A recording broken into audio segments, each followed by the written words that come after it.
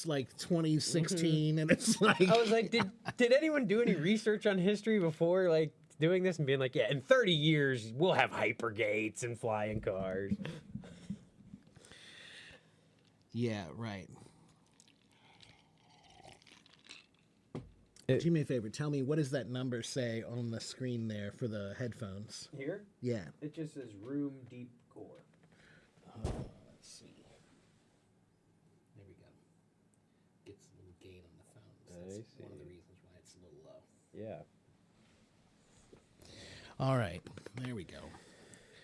Yeah, so you and Gunther went to Spain together. So if you guys didn't know, I was on vacation for about 5 weeks, and I went to Germany for a week, and so I stayed with Gunther.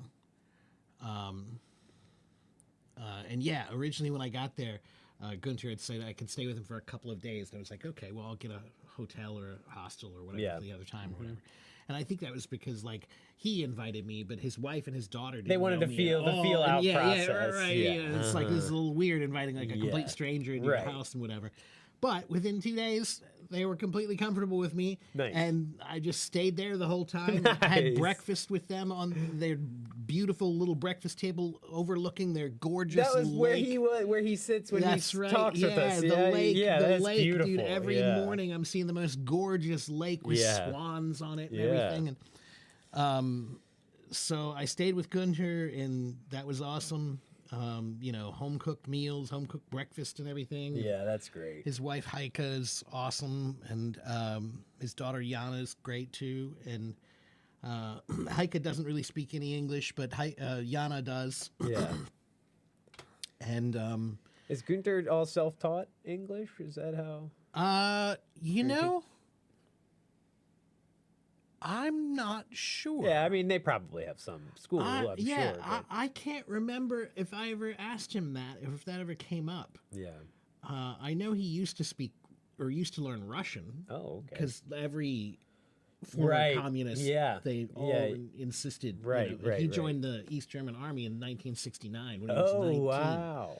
Yeah, so he has all kinds of great stories. Wow, yeah. that's really interesting. Yeah, so that's why he came Yeah. to Spain with me, because when he was in the East German Army, he was the translator for all the Cuban workers that worked at the factories there. Oh, wow. Yeah, he became. That's really he interesting. taught himself Spanish, That's really interesting. and so Yeah. So then, so I was in Germany, and when I was in Germany, he showed me around his little village outside Berlin, and then he showed me how to get to the subway, and then I, took the subway in and, explored Berlin a little bit myself. And there was another guy, Hendrik, who came down from Hamburg, drove down from Hamburg to see me, and came to Berlin to show me around Berlin. We went to Kreuzberg, which is like the punk kind of area, Yeah, you know? okay, cool.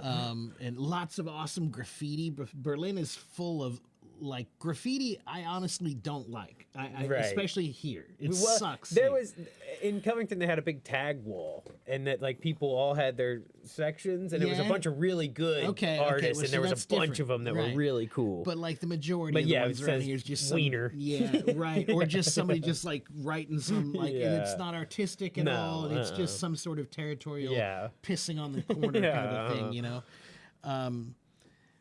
Yeah, in the bigger So- cities, you get better. But graffiti. everywhere there, Berlin feels, it does have a feeling of what I expected, which is kind of like dark and artsy, you know, Right. like it's got this gritty kind of like a artsy, more open-minded seems like kind a of deep roots sort of kind of place. you know, too, that's a place where like underground stuff happens. You know, Right. like they've got a lot of underground communities But- that do this and that. You know, so and it feels very artistically accepting. You know, right. and yet highly German. You know, like engineered very well and everything's structured really well. Nice and, you know, public transport. Yeah, nice public transport and everything. Yeah. Yeah. So then, when I was in, let's see, what else did I do? When I And was that's in where Germany, you went first. That was where I went first. Okay, yeah. And then I went to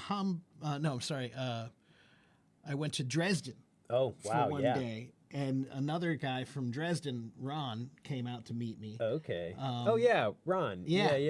And he and Gunter and I walked around and spent the day in Dresden, got some lunch, and you know, there was a protest while we were there. There was Oh, like wow. a left-wing protest against the right-wing governments and stuff, and it was yeah, that's what I said. Yeah. That's exactly what I said.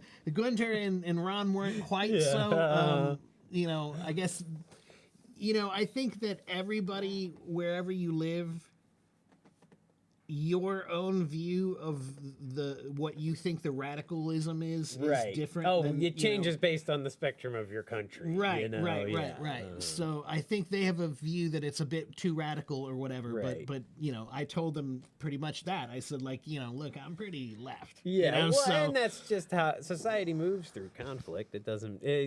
That's right. It stagnates Yeah. without. And that's conflict. exactly what I told him too. Is I said, like, look, if for nothing else, I like to see protest because you have to remember how critical protest is to my country. right. That protest is a To society in general, you know, that's how society's progressed. It's how otherwise everything would just stay the same. But we shouldn't take it for granted because not everybody has the ability to No. protest. You know, that's what Definitely I mean. not. This But is- you know, even through whatever, if you know, violence is brought, there's still validity in it. You Yeah, know, there's yeah. still Right. value. Yeah, right. So it was cool. It was interesting. The police escort, you know, all the police cars, you know, and it was cool to see the actual European police cars, Yeah, and the European cops with their, you know, They make different noises. yeah, right. The guns Yeah. they carry and the things that they look different. Right. It's just, but it was cool to see it not on TV. Yeah. you know, like in real Yeah, life. that's kind of how it was when I was in England.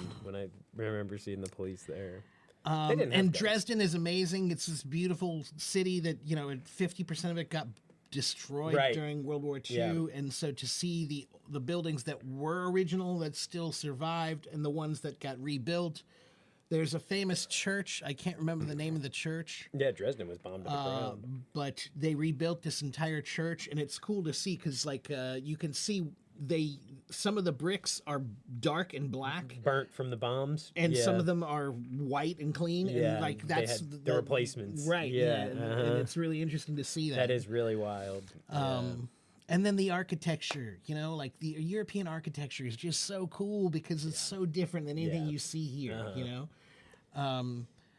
I mean, Mindstrasse Village does no No. Yeah. does no justice to anything remotely two German. blocks of, you know, a they've got a couple- water tower. you know, Yeah, like yeah. the water tower is just about the only thing I can the vouch little for. clock tower? Yeah, the yeah. clock tower, Yeah, whatever. uh-huh. That vaguely with looks the little German. with the little, you know. yeah, and it's Bavarian German. Yeah, but I was gonna still. say it's more Bavaria. They got the little Lederhosen people who come out and Yeah. march around the clock Yeah. at noon. Right. So anyway, guys, we're talking about my trip to Europe, and so Dresden was cool, and again, it was cool to meet another Hello Talk fan. It's really weird. It was so interesting Yeah. and fun to like meet somebody who immediately wants to be friends with you. Yeah, because you know them. And basically. they know you. They know you, yeah. Right. I don't. That's what I mean. It's Yeah. weird. I don't know them, but Right. they know me, and they want to Yeah. be friends That's with me. cool. It's weird. It's Yeah. like I've never had that experience of like. Usually, friendship connections you have to make Build that it. Yeah. immediate, and it has to feel like mutual at the time. Right. But to just be able to like walk in the door and have friends there, be like that you don't know, it's Yeah. really interesting. And then Gunter drove me to Poland for one day. Oh wow. We went to Poznan, Poland, which is about 2 hours away from Berlin. Wow. And that's where Ina, one of my longest friends from Ukraine, lives. Oh. She lived in Ukraine, but then moved because of the war, and so now she's living in Poznan. And I've known her on Hello Talk for like 11 years. Wow. So that was Yeah. Yeah, really cool to be able to that's have really lunch cool. and dinner and give her a hug. And you Yeah. know, we walked around a castle in Poznan and Nice. and a little arboretum, kind of a park area, Yeah. a tree park area and stuff. I did love seeing the castles when I was. Yeah, when it I was this there. castle was kind of cool. It wasn't like super old, but it had a moat. Yeah, It was uh-huh. cool to say, That was- look, there's a moat. There's Yeah. really a moat. That you know? was at I believe it was Edinburgh Castle had a big moat around it as well, around the one side with the gate, with the draw gate. It was cool. It wasn't filled. The moat was empty. Hello, everybody. Welcome to my stream. Clay is back. Hello, I'm back. Hello, Diana. Hello, Melissa. Hello, AB. Hello, Juan. We were talking about my trip to Europe and Taiwan. So yeah, it was awesome, and Poland is cheap, so Yeah, cheap, I'll so bet. cheap. We had dinner at this traditional restaurant I stumbled into. That was awesome. Pierogi? I had some sort of pork, kind of like a schnitzel kind of a thing. I see. But it had like chanterelle mushroom sauce all over it, which I've never even had chanterelle mushrooms Yeah, before. aren't they there's real the- expensive? Yeah, they Yeah. are. The whole plate was like $3. Oh wow. It was ridiculous. You know, it was like Wow. chanterelle mushrooms. Yeah. Like, you know, very nice little restaurant. Everything was delicious. Yeah. You know, simple but delicious. And yeah, I mean, it was like Yeah. $3-4, something like that. That was you know? that was a stark difference from when I visited China to when I visited England. The food costs, you know, Yeah. it's just insane. Yeah. In England, Yeah. you're spending all kinds of money. On Absolutely. food. And- Yeah. Right. And hello, Ive over in YouTube too. Hey. Happy New Year. And hello, Orenbeck. Yes, super cheap. Yeah, super Yeah. cheap. So Gunter and Ina and I had lunch there, and that was great. And we drove there without no border check. It was really interesting. You know, we just drove in and out, no Yeah. stop whatsoever. Right. You know? Yeah, that's very which interesting. was interesting because they had said that actually the border between Poland and Germany is closed. It's supposed Huh. to be that they check everything. Right. I But guess they do. we- I think they do it randomly. Our militarized southern border makes us think I know. about things Right, differently yeah. like that, you know. Well, they just did change it just recently. Just Hmm. in the last year, they changed the rule, and apparently that's one of the borders that they're trying That's- to close off. In oh, Germany. that they haven't closed yet, basically. They sort were of thing. supposed to have, but like I Oh. said, that's why I took my passport because I was expecting to go through Gunther the border knows control. he knows the back roads. Yeah, right. Yeah, he drove yeah. through someone's backyard. And that was cool to be on the Autobahn, you know. And Yeah, people that's awesome. flying, I'll bet. you know, Yeah. hauling ass down the Yeah. road.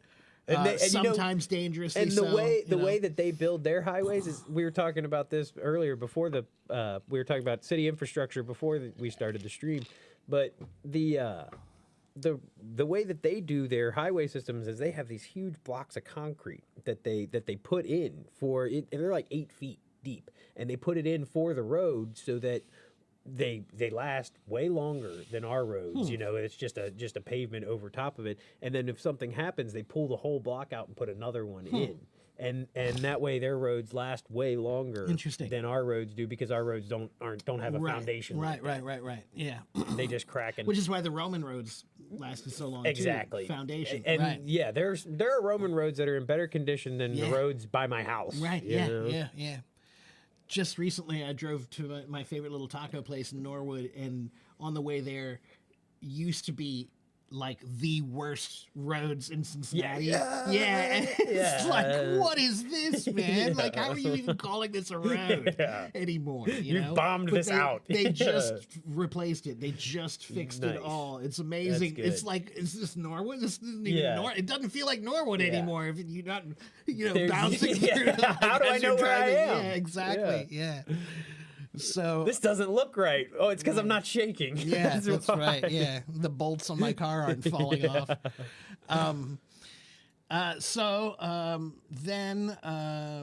You know, Berlin, in Germany was cool. You know, that was really awesome. You know, Gunter has so many great stories to tell. We stayed up, you know, late talking, you know, about stuff, and you know, he's had an interesting life and done a lot of interesting jobs, and yeah, you know, learned a lot of interesting things, and so it was cool to hear all his stories. Yeah. And yeah, I cooked dinner for them. Nice. One night, yeah, which was great. Yeah, Heike every night was making me yummy German food, and I wanted to do something nice to pay them back, you know. Yeah. And so I offered to cook one night, and Heike was nice enough to let me. And apparently, she doesn't often let people cook in her kitchen. I see. Yeah. So yeah, no, it was awesome. I made like a mushroom sauce with chicken, Nice. Chicken breast. Yeah, it was like a simple kind of thing. You have to choose something relatively simple because Right. somebody else's kitchen, And you don't know, yeah, right, exactly right. what they're gonna like. Yeah. Yeah. So then, yes, I bought my plane ticket to go to Madrid, and Gunter decided to buy a plane ticket and get on the same flight and come with me. Nice. And yeah, he speaks fluent Spanish, so made my trip to Spain a whole lot easier. Yeah, free translator. Yeah, Yeah. and Belen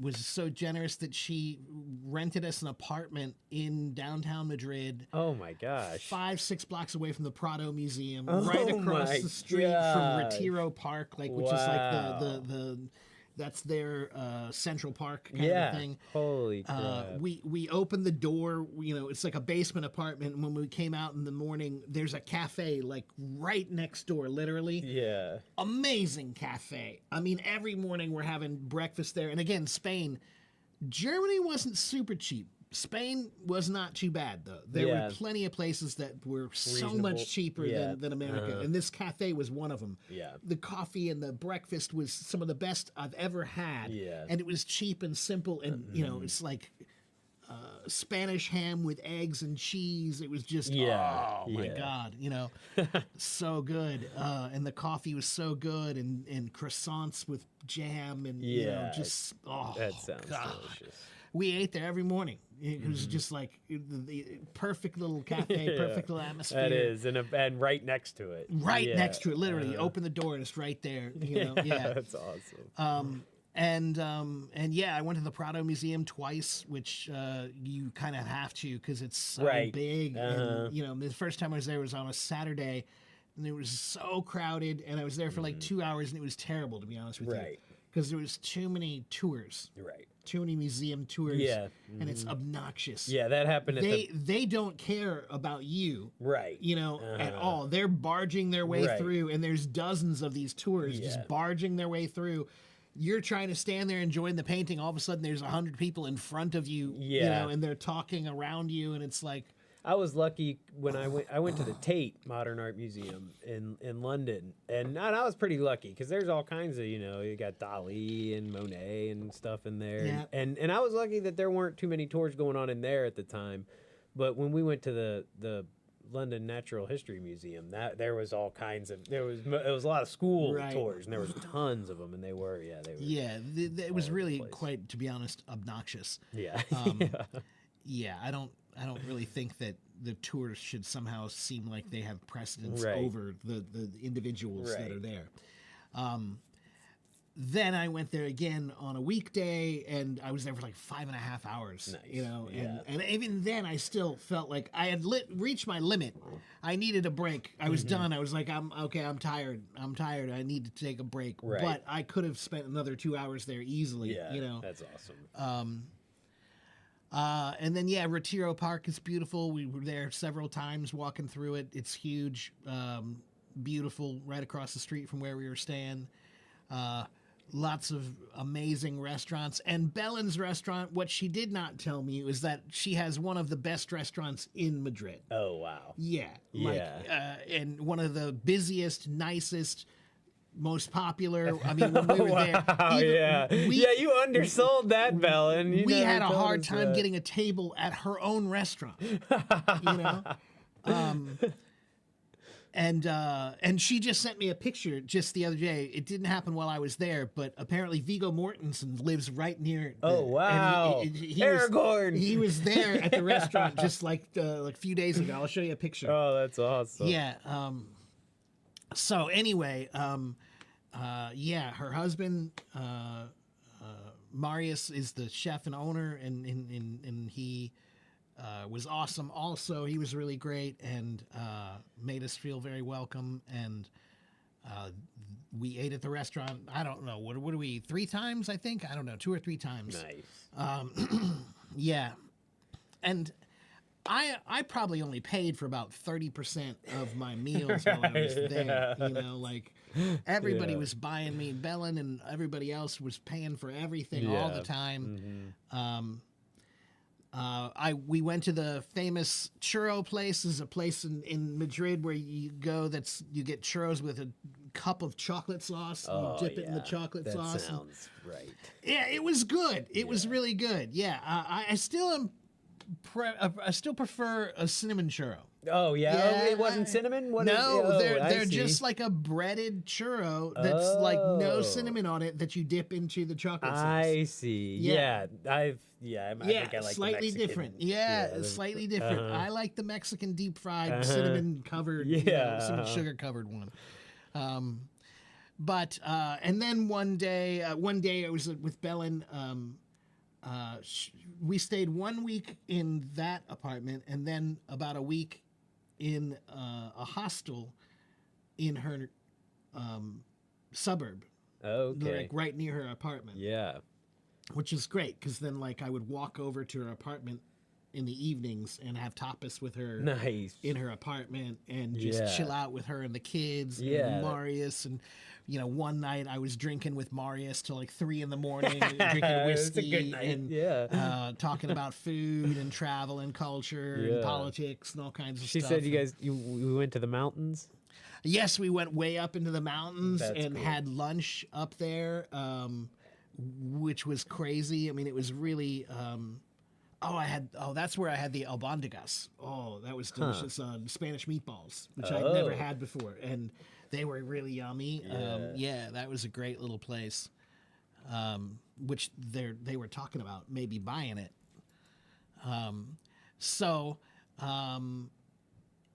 Let's see, what else did I do in Madrid?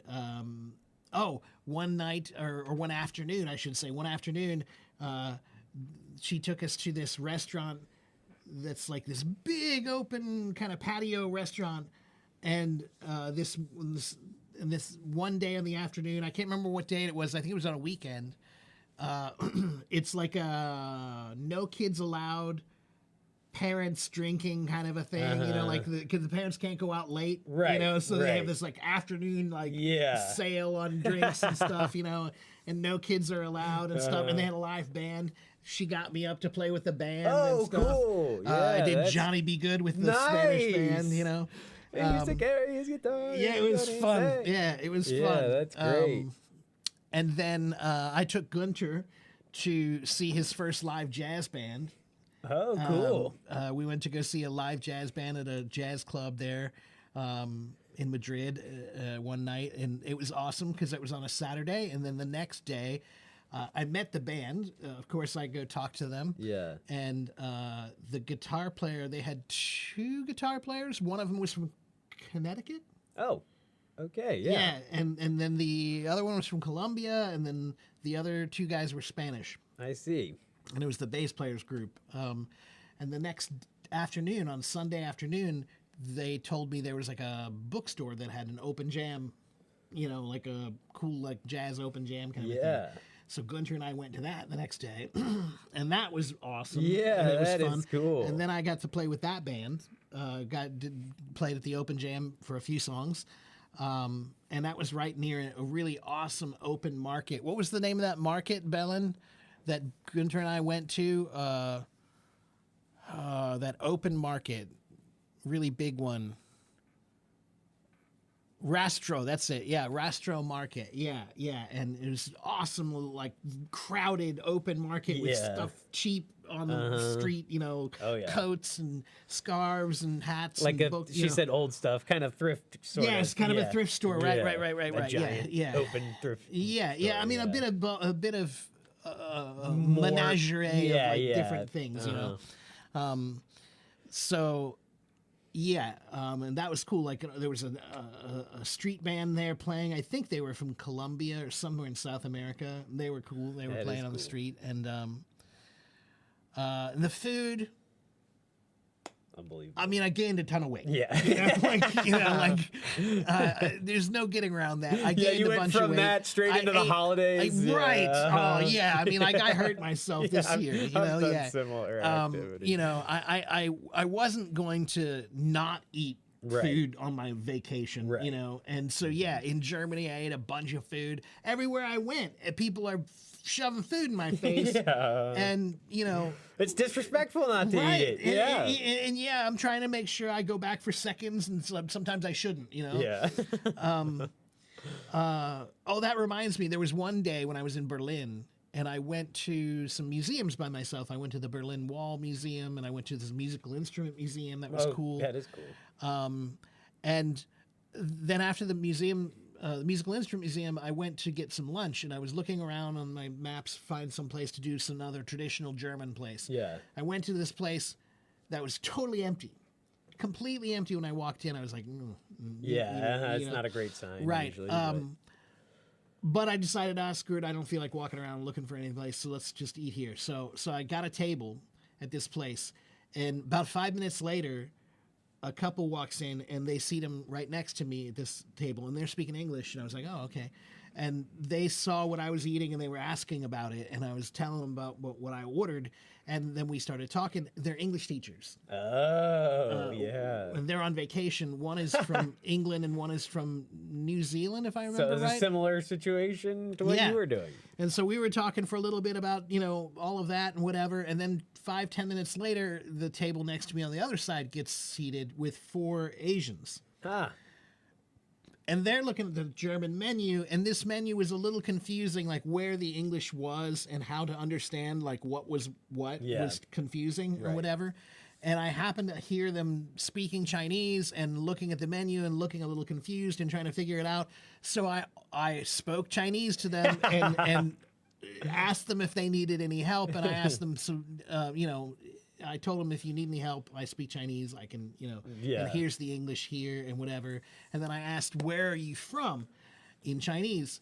And I thought, no, I said, are you Chinese? I just said, are you Nisha Zhongruan? And they said, Taiwan. And I was like, wait a minute. How is it possible that I went into this empty restaurant? And the two tables, English teachers and Taiwanese, the two sides of what you do kind of thing. Yeah, right. So it was really, really serendipitous, you know. That is. Very funny situation. So we were talking about Taiwan a little bit while I was there too, and and they had just gotten there that day. It was the first day of their trip. Yeah, you know? Oh, that's cool. What else? And I got to spend time with Bellen's family, you know, with her kids. You know, Adriana is really sweet and smart, and she's got quite a little temper, but she's got a lot of passion, you know. That's good. And so we got a little bond that was nice, and Marius and I got a little bond that was nice too. His, you know, Marius Jr. I see. It was awesome. And I got to meet her sisters and her brother-in-law, and there was one night when we went to a Cuban restaurant near their apartment, and it's a Cuban restaurant, so there's a Cuban owner, and Belen is there with her husband, who's Romanian, and there was a guy there from Brazil with his wife, who's from Shanghai, and then there's people from Madrid, and then there's me, and it was like this really cool little worldly event. And Gunter from Germany, you know, it was like, wow, this translating. It was fun, you know, everybody's speaking English at the same table, and you know, having food and drinks and stuff. And I drank more than I've ever had in the last. I mean, not since I was like in my 20s, you know, did I drink that much. But yeah, no, it was great. We went so many places, you know, lots of markets and delicious food, and I don't know. It's almost all a blur in my head. Oh, that's a pretty good rundown, really. It was really, really great. It was really, really, really great. So many great things happened, and you know, I mean. By the time I left both places, I felt like Gunter's family was my family, and Bellen's family was that's cool. So yeah, it was amazing. And then you flew to Taiwan. And then I flew from Madrid to Taiwan, which first I had to go to Shanghai, which again, long, like 13 hours, some flight, 13 and a half hours, I think. Yeah. And then a 5 or 6 hour layover in Shanghai, and then another couple hours to go to Taipei. And that Shanghai airport is a huge too, and it took me forever to get through it when I was there to get to where I was Yeah, it was going. a bit daunting, and I got there at like 5 a.m., Right. like 4:30 a.m. or something. So it was a bit like, like almost nothing's open. And, Yeah. and then I flew back to my old neighborhood in Taiwan, and I was exhausted when I first got to Taichung. By the time I got there, all the flights and the train and everything, it was like, oh man. The first place I went to was my old jazz haunt. Jazz Head, my favorite little club. Yeah. And it was closed when I walked in, but it looked like everything was set up for a performance. And I waited for a few minutes, and 10 minutes later, Kevin, the owner, comes walking down the street. He was at the 7-Eleven getting a drink or whatever, and he was like, Mark. And there was an open jam that night. It was the first night I come back. There's an open jam. That's awesome. And they welcomed me back like a celebrity. They put up a banner. Yeah, they're Mark's like back. telling everybody who I am, Yeah. and I'm walking in. There were like 6 drummers there and stuff, and they're all, watching me play and stuff. It was fun. Nice, that's cool. And yeah, it was just awesome to be back in my old neighborhood, and I just miss that neighborhood so much, and so much good food. I ate so many of the things I missed. Again, Michelin star on every corner. Yeah, lots of Michelin stars there. There was one I forgot to do. I meant to go do it. They have the only Michelin star ice cream place in Taichung. Oh, huh. It's the only one in the world, apparently. And and it's like 1,000 NT, like $30 for like a little thing of ice cream. Yeah. But I didn't try it. I was gonna, but I never got around to it. Yeah. Anyway, I was there for 16 days.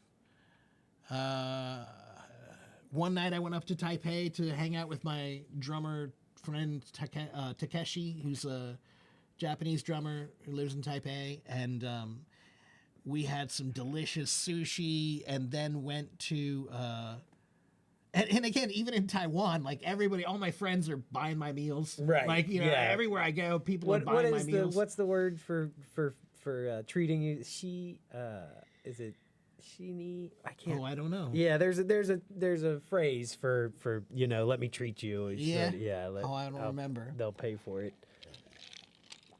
So, and then that night we went to go see an awesome ska show. Oh. It was a Taiwanese ska band and a Hong Kong ska band. But were there, how many horns did they have? Full horn section. Full horns. Yeah. Wow. Both bands. And it was awesome, man. Is awesome. I'll show you some videos, because the band is called Skarioke. Oh, that's great. Yeah, because karaoke's so huge. Yeah, over right. there So too. Skarioke. That's amazing. All Taiwanese. They're all dressed up in full suits, like tuxes. Yeah. Like Blues Brothers kind of style or whatever. Nice. And it turns out that the Hong Kong band, the guitar player in the band, I knew him. Like I knew him from Facebook. We're Facebook friends. I'd never met him before. So we met at this show, or whatever. Awesome little club, totally nondescript. Like steep little stairs going down into a basement little room. Low ceiling sort of ceiling thing. kind of thing. Uh-huh. Looks really sketchy, but it was one of the best sounding places I've ever been in my life. I love those basement low. It was I a love concrete those. floor, Yeah. and it looked like concrete walls and ceiling, but it wasn't. It was felt on the wow. walls and ceiling, Nice. and the sound was one of the best I've ever heard a show. You could talk next to each other, but it sounded big and full, and the horns are pumping, and enough low end, but not like that's awesome. Obnoxious. There was a place in Chicago. It's called the Underground Wonder Bar, and this is probably 10 years ago now, so I'm not sure it's still open. But they would have on top was the regular bar, and they would have kind of cover acts or whatever playing for that. And then when you went down to the basement, there was another sort of venue down there, and you'd go down there. My buddy played down there one time, and it was a similar sort of thing. You know, it wasn't very big. It was probably a lot smaller, but the sound was amazing. It was one of the best. Let me see if I can send Nights a of short music. video to Telegram and pull it up to share. Yeah. Let's see if I can find one here. I'll see if I can send a couple of short ones. I also got to go to my old Bushiban and see my old boss. It was okay, funny. yeah. I walked into my old school, and I walked up to the front desk, and I didn't recognize the girl at the front desk, and I was, I was like, "Hi, is Glendy here?" And she was like, "No, she's not here today. Can I do something for you?" And I was like, "Well, I was just hoping to see Glendy. I used to work here." And she's like, "Oh, you used to work here?" And I was like, "Yeah." And she's like, "What's your name?" I was like, "Teacher Mark." And all of a sudden, like, the girl behind her looked at me again and was like, and then they hit her, and then the girl at the front desk looks over at the wall and then looks at me because there's a picture of me on the wall still. And so she's like, "Oh, you're that guy." And then the front of the building still has pictures of me all over it. That's you know? hilarious. And they're student books. And the front book, there's a picture of me on it. So she had never met me before, but she was like, I knew I recognized you from somewhere. And some of my students, You're all over the place. some of my students were there. Like, when I had left, they were 7, and now they were like 11. Right. And they all came down, and we got pictures and, Oh, and cool. stuff. And Nice. That's great. And she took me out to. I came back and met with my boss and her husband, and they took me out to lunch up overlooking the city, and took me out. She has a nursery now. They have like a flower nursery. Oh, with cool. roses and stuff. Yeah. Huh. So we went out there to see their house and stuff, and that was great. Let me take a look at my pictures to try to remind myself of like other things that I did while I was Right. there. Yeah, that's my problem. I don't take enough pictures. Oh, I took a ton of pictures. Yeah. When I was in China, I was lucky I had my buddy who was there with me, and he took a bunch of pictures. I also had a performance while I was there. My old keyboard player set up a show at the music store that he works Cool. at. Yeah, it was awesome. Yeah. So it was like and it was really awesome because it was actually, I was playing on a fully electronic kit. Oh, It was a interesting. really And nice so what, Japanese you one. just hear it up here? No, it was they Oh, had right. Yeah. speakers for everybody, That makes sense. but it was one of the nicest ones I've ever played. I had played electronic drums many years ago, but I haven't They played probably any- changed a lot since then, yeah. These were awesome. Yeah. And, so I did a Did show. they have the same sort of feel? A little different? The feel is not the same as Right. playing You real don't get the drums. bounce back that you probably do on real drums. Right. Yeah. But it is still cool. Let me see if I can find a little clip of that too. I know I have a little clip of my show somewhere here. Where is it? Hello, Johnny. And yes, hello everybody. I'm not trying to ignore you in the chat, but we're just talking about my trip right now first. Happy New Year to you and your family too, Johnny. Where is that clip? Oh man, the food. The food. Yeah. We did it when we were in Shanghai. We did a dumpling tour, and we went to all these different. They were really mostly just kind of off the street. It wasn't any fancy places, and we went and had dumplings, and then we learned how to make dumplings at the end. And Well, that's cool. yeah, it was fun. There it is. Okay, let's try this one.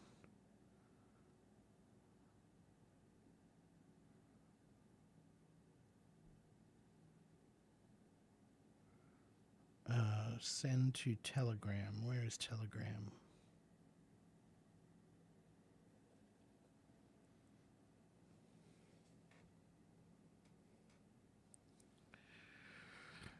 Hello, Merv. You can't write in here anymore. Why not? What's wrong, Bellin? And hello, Johnny. Good to see you. So everybody, we're still kind of talking about my trip. I just came back from vacation not too long ago. I was in Taiwan. I was in Europe and Asia for about 5 weeks. I was gone.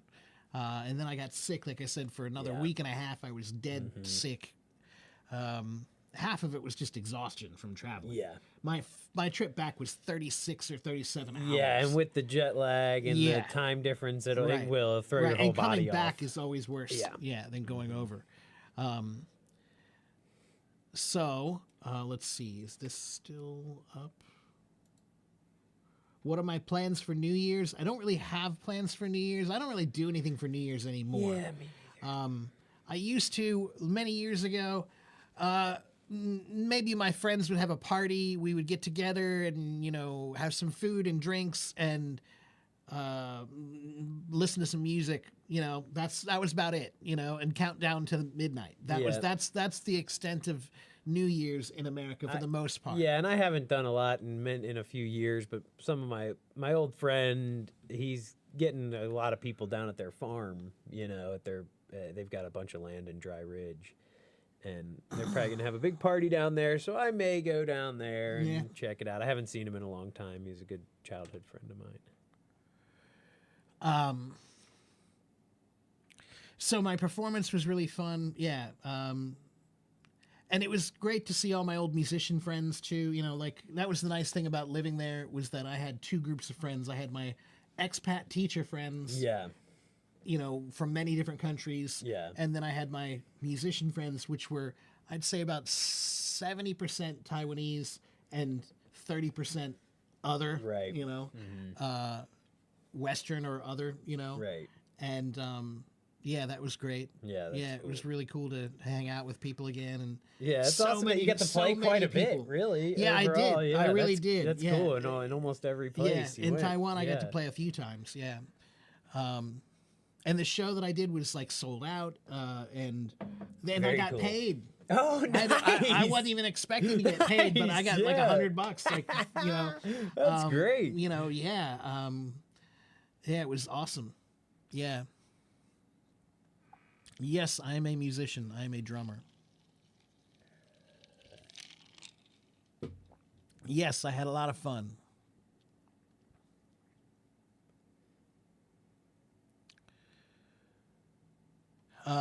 So I'm trying to send these videos, but it's going to take a while. They're big. Telegram sometimes gets stuck. When I try to send stuff. It or something. Yeah. Occasionally it just hangs. But these are pretty big. Yeah. So, and we're live streaming on the same signal and everything, so it's going to a lot of bandwidth being used. Yeah. And yes, as I mentioned before, yes, I am fat. Hello, my name is Mark. I'm fat. It's a recent development. I ate my way through Europe, and then ate my way through Taiwan, and that's fine. Because I love food. Food is one of my favorite things in life, and I had so much delicious food in Germany and so much delicious food in Spain, especially Spain. Yeah, just strong, like Crystal said. Okay, I'll take that, Crystal. Yeah, I'll take that. And then in Taiwan again, I had missed. There are so many foods that you just can't get here. Yeah. Like even dumplings. Right. Not real dumplings at all. Even the frozen dumplings you get, from a Chinese company are still not as good as the homemade dumplings some grandma made at the local dumpling corner When place, I lived in Denver, I was lucky. In South Denver, there's a lot of really good. There's an authentic, full-on, Taiwanese grandma, grandpa that run this restaurant. You go in there and you say you want this, he'll just tell you no if they don't have it, that kind of place, and they used to make really good dumplings, but that was the only place that I've ever even had them that's not been. I mean, you can't get good noodles here anywhere. Period. There are no Chinese places that have really great noodles here. No. I mean, even it's like spaghetti variants almost. Yeah, I mean, I don't know, just not fresh made, not hand pulled. Yeah. I don't think we have any hand pulled noodle places in Cincinnati. I don't think so. Not that I know of. And then yeah, dumplings. You know, I had a bunch of great Nioro Mien, beef noodle, which you've never had, like, because there are a bunch of different kinds of beef noodle soup, but Taiwan beef noodle soup is the best. I had it's like a darker flavor. Right. I had the beef offal. I had like the right, intestine, okay, and that was yeah. pretty good. Really, I liked that. Yeah, there's one dish that has that in it. That's my favorite. We'll have to go get some Sichuan food sometime soon. Yeah. It's called Fuchi Fei Pian, and it's basically strips of beef and strips of tripe Oh, nice. that are marinated in that spicy Yeah, red sauce and whatever, and Yeah. it's cold. It's not at all. Oh. And it's got like peanuts on it, crunchy Yeah, peanuts, toasted peanuts, and cilantro. And Interesting. Yeah, it sounds good. It's yummy. I would yeah. definitely give that a It's give that a yummy. go. Yeah. I'm not a big fan of stomach in general, you know, but you know, there are certain things in life that are kind of true, and one of those things when it comes to food is if you deep fry it, it's probably going to taste good. Yeah, parts of it taste like bacon. And, you know, and if like- you dip it in some delicious sauce, yeah, it's probably going to taste good. You know, exactly. so like, you know, like that's why hot pot by itself, I'm actually not a huge fan of. right. I love the sauce. Yeah. Cha-cha. That's what makes hot pot great, because you Yeah. can make this delicious sauce with chilies and sesame oil and garlic and, you know, toasted garlic and green onions and then everything you get, you dip Yeah, into that sauce. So of course it's gonna be delicious. good. Yeah, You can 'cause just you're- drink the sauce. you're dipping it in that delicious sauce, you know? A hot pot without the sauce, this is what my friend said in Taiwan. He said, hot pot is basically just boiled food. It is. Yeah, It's really what it is. It's boiled just food. boiled food. That's all it is. It's self-boiled food. Yep, it's just true. here's a bowl, here's some food, here's a you know, a pot of hot water, cook it. Yeah. You know? But then the sauce is what makes it so Yeah. great, you know? Yeah. Grace, I lived in Taiwan for 4 years, and I got fat when I was there too. I did. I got fat, you know, about the same as what I weigh now. When I left Taiwan, that's how fat I was, because I love the food. Yeah. Have I ever tried Malaysian food? I have. Yeah, I think I've had some kind of Malaysian noodle dish. I can't remember the name of it now, but I've had some sort of noodle dish. Yeah. Thank you, Kave. You're starving. You can't listen to so much about the food. I know. I love to talk about food. Yeah. And yes, the Taiwanese food is different from the food in mainland China. I mean, some of it is the same. You know, I mean, gong pao ji ding ji shi yang da. 差不多的, you know. But if yeah, you're talking about, like, again, there's two different beef noodle soups. There's a beef noodle soup from mainland, which Right. has this kind of lighter broth, not such a strong, Yeah. dark broth. And then there's the one from Taiwan, which has a darker, more beefy, stronger flavor, and also more star anise kind of a Yeah, flavor, you know? That's a strong. Yeah, it it's is a it's very good, strong. but yeah, it's a strong flavor. Yeah. Yeah, and what else? Oh, soup dumplings too. Oh yeah, Tong soup bao. dumplings Yeah. are amazing. Oh, I soup know. dumplings and, are so. and good. there's one place that was my favorite place that I just like. I was like, man, Yeah. how is it so hard to do something that's really relatively simple? Yeah. You know, there's nothing very complicated. No. But they do it so well. I know. You they know? really do. Yeah. Anyway, Someone said something about Cincinnati coming what's this? up. It's up a bit, I think. Up a little more, maybe. It was Johnny. Oh, yeah, there it is. Let's see. Fun fact: we flew to Europe via Istanbul with my wife's friend, and she lives in Cincinnati, Ohio. Oh, that's cool.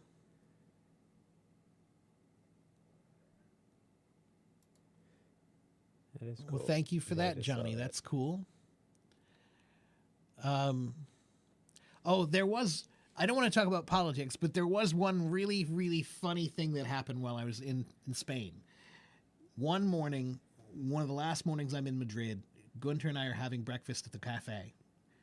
we're just minding our own business, speaking English, talking like we normally do. He's playing chess and we're talking and having our breakfast. And while I was getting some more coffee, some guy came up to his table and said, "Did you vote?" And Gunter was confused because he was like, "What?" And the guy said, "Did you vote?" And Gunter was like, "Well, if you mean in the American election, I'm not American. I'm German, so I can't vote." And he said, but then he said, "But my friend is American." And so then he saw me and he said, "Well, did you vote?" And I said, "Yes, I did." And he was like, "Okay, good." And I he was wearing a tiny little button that just said "Waltz," Herbst Waltz or whatever. Oh, I see. And I was like, "For that one." And he was like, "Oh, thank you." And he said I'm a former Air Force pilot or something, and he's like, "I feel it's like my duty that I have to, But it was so random. Yeah, that that we're in is. Spain Yeah, having breakfast at this random cafe, and some dude comes up and asks if I voted. Well, that's a German guy. Yeah, right. I mean, it was so weird and surreal, Yeah.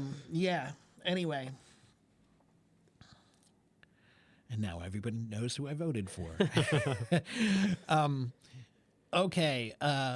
What else? Horse meat is delicious. Yes, Orenbeck has talked about that. Yeah, I had horse meat. It was. Oh, it you is did? good. Yeah. Okay. There you go, Orenbeck. He's had horse meat. Yeah. Is Taiwanese food similar to Fujian food? I've never had Fujian food, but I've been told that. I've been told that a lot of Taiwanese food is similar to Southern Chinese food in many ways. Yeah. Not all, but yeah. Anyway, do I like boba tea? I do. Not all the time, but occasionally I do. Not a big fan of the little bubbles. Yeah, when I suck one down, it gets caught in my throat. I don't. Yeah, I don't like the texture. For Americans, it is this bizarre mix of drinking and eating. Yes, it is. And it's not for everybody. Yeah, But and the tea itself is good. It's tasty. I like it every once in a while. Every once in a while, I like it, but only if it's from a good place.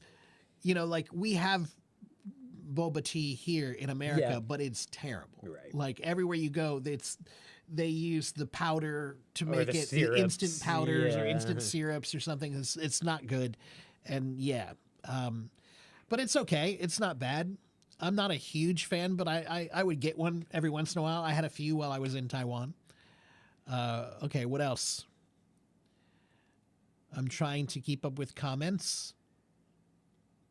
Which studio monitor is that? You mean behind us, you mean? Those? M Audio BX8As. They're kind of old, but really nice. Well, I think they're really nice.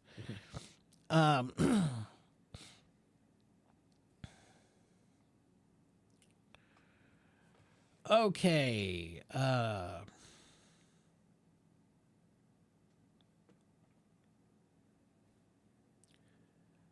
I should try Xinjiang food. I'm sure it's delicious. Yeah. Can I play some music now? Not right now. No, we're going to be talking on my stream right now. We're just doing a chat right now. And hello, Mohammed. Are we both drummers? No, just me. Just me.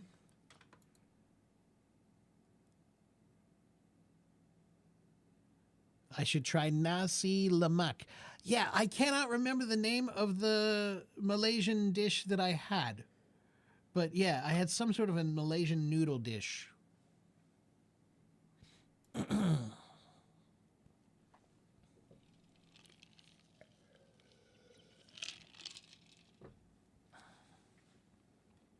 Fujian food is for Guangdong people? Okay. I don't know what that means. Maybe just that's the people who make it. I don't know. Could be. Yeah, I don't know. Have I tried Arabic food? Some. Yeah, not much, but a little bit. Yeah. And Elena's going to travel to Germany next year. Okay, well, It was great. It was awesome. Gunter lives in a cool little village that was very fun. I mean, it was a village. Yeah. We don't have villages really anymore. No. We don't have them, but they do still there. Yeah. And it's cool to see these little tiny little communities that are like there's their own little ecosystem, Right. And Berlin has a lot of water, a lot of lakes, and a lot of little channels. I did not Yeah. know that. I had no idea. But everywhere you're driving, there's little lakes and Right. channels everywhere. One day he's walking us through the neighborhood in his area. You know, we're walking through the forest, and he wants to show me this other lake nearby. And walking down the trail, and well, actually, there was no trail at first. And then I looked down, and sure enough, I was like, "What's that over there?" And he was like, "Oh, those are those poisonous mushrooms. Be careful." Sure enough, it's the red and white spotted ones I'd never seen before. Yeah. You know? And I was like, so The bizarre. Mario mushrooms. Yeah, it's so Yeah. bizarre to see them actually Yeah. in real What is it? life. Amanita or I'm not sure what the name is, but yeah. yeah, like, you know, like I know that they exist in the United States, but I've Right. never seen one. Yeah. Certainly not here. Right. No matter how many times I've been to the woods, I've never seen one before. But it was really interesting to see a few of them just like, wow, and they're so bright and like they stick out, you Yeah. know? Yeah. So anyway. Tempting you to eat it. Yeah, exactly. Yeah, right. Yeah.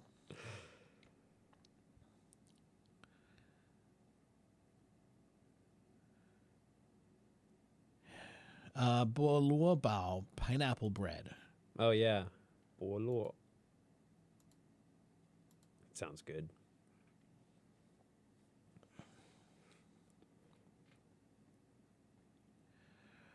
And we met in Spain. Yes, Belen and I met. Yeah, I got to meet Belen and her husband and her family and her friends. It was great. Yeah. And here's another Iranian person talking about Ghormeh Sabzi. Oh yeah. Ghormeh I Sabzi. swear, Ghormeh Sabzi is like that must be one of the most important parts of Iranian culture. Yeah, they are. I want to try it now. Yeah, me too. I've never had Ghormeh Sabzi. I don't know. I've had kebabs. Kebabs are yummy, but kebabs are from all over the Right, Middle East. right. You know, everybody in the Middle East has kebabs. Yeah. Yeah. And that was the other funny thing that culturally happened when I was on my trip was when I got on my flight to Spain. It was Iberia Airlines, so it was going to Madrid, and it was the majority of people were Spanish, you know, Yeah. people. That was the loudest airplane I have ever been on in my Like, life. as far as people talking? people Oh, talking, okay, and yeah. like walking up in the aisles to talk to each other, and like I have never ever been in such a social or loud. Yeah, place. and- Spanish people are pretty loud. I will say that in the They're- States, we almost treat the plane as like a library. you know, like It's Germans are yeah. generally a little bit on the reserved, quiet side of things, right? They definitely are that way. In general, they're a bit more, you know, hey, why are you speaking so loudly? Yeah. You know, kind of a thing.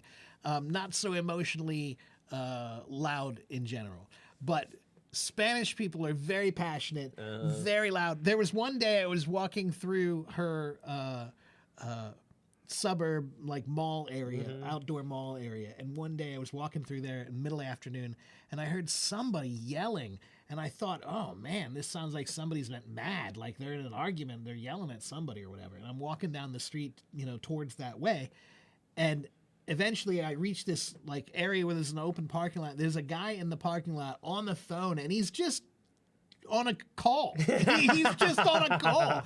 He's not angry at anybody. I thought you were going to say he's like talking to his cat. or He's not something. yelling at anybody. He's just talking on the phone, but it is the loudest conversation I've ever heard. I mean, it was so loud. It just sounded like he must have been yelling at somebody, you know? And yeah, Spanish people are they're boisterous. Yes. You know, they have some volume to them. Yeah. So yeah, I've never ever been on a louder airplane in my life. That's though. funny. And it was obvious. It Yeah, was like it yeah. was like a cultural shift. Yeah. It was like, wow, this was different.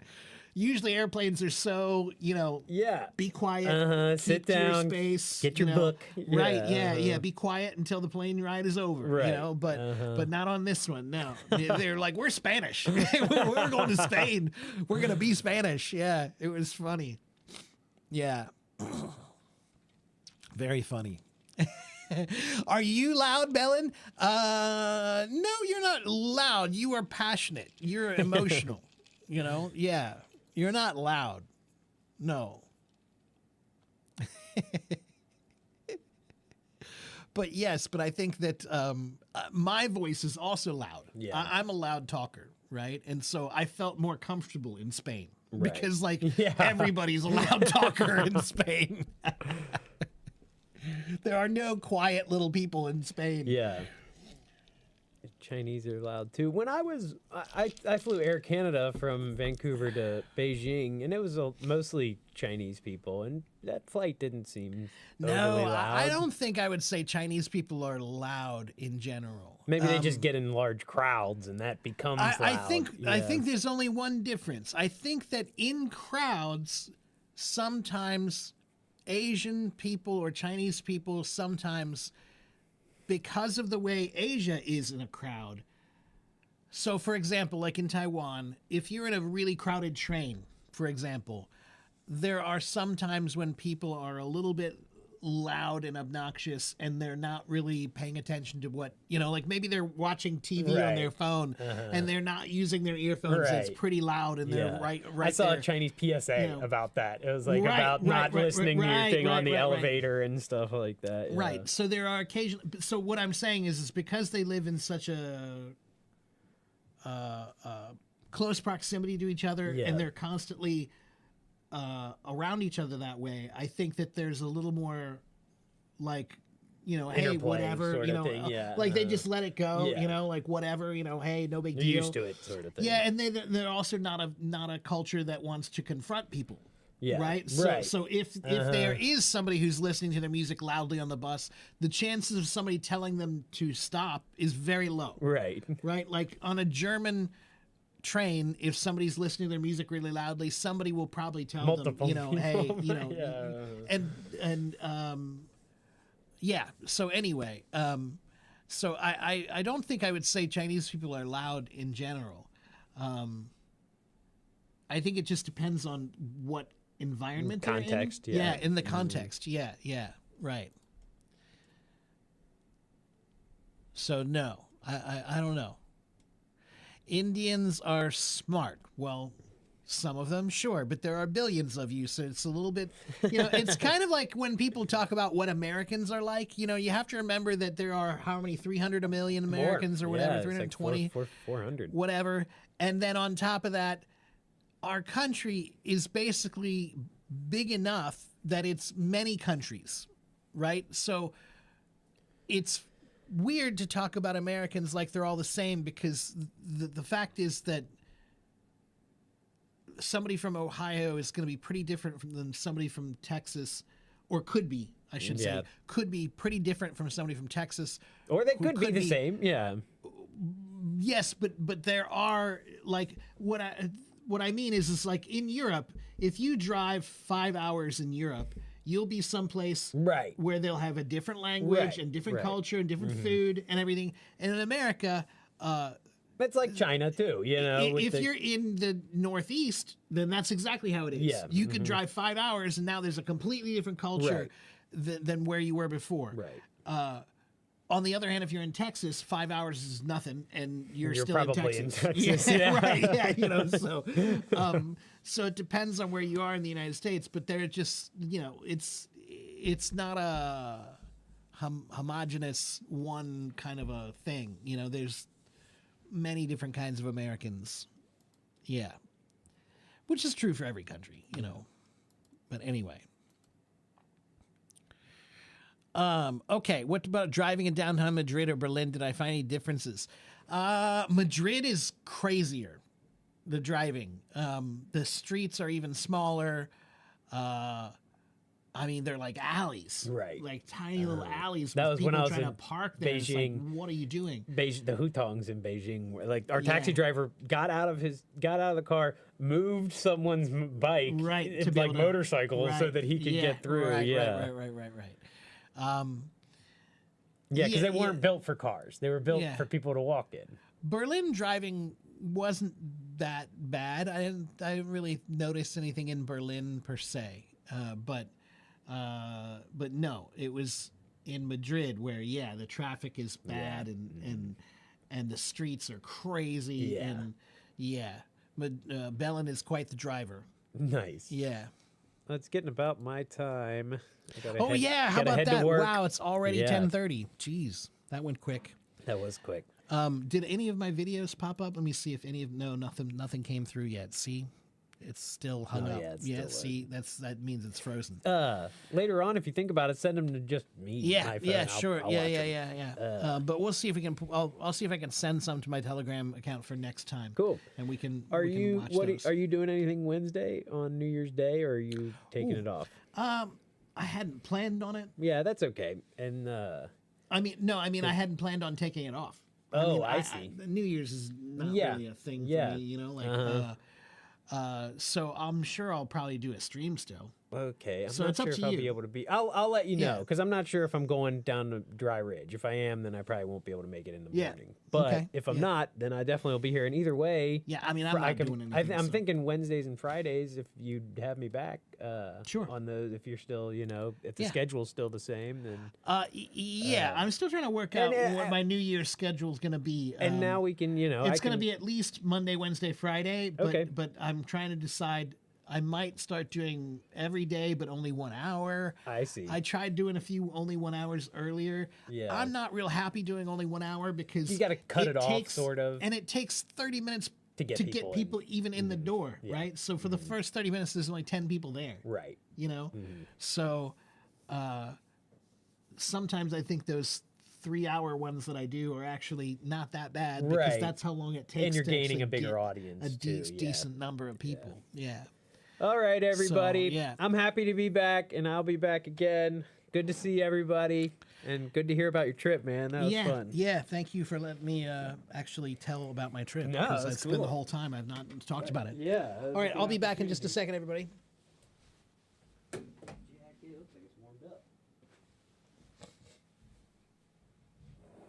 Thanks again, Mark. All right, take care, man. See you, man.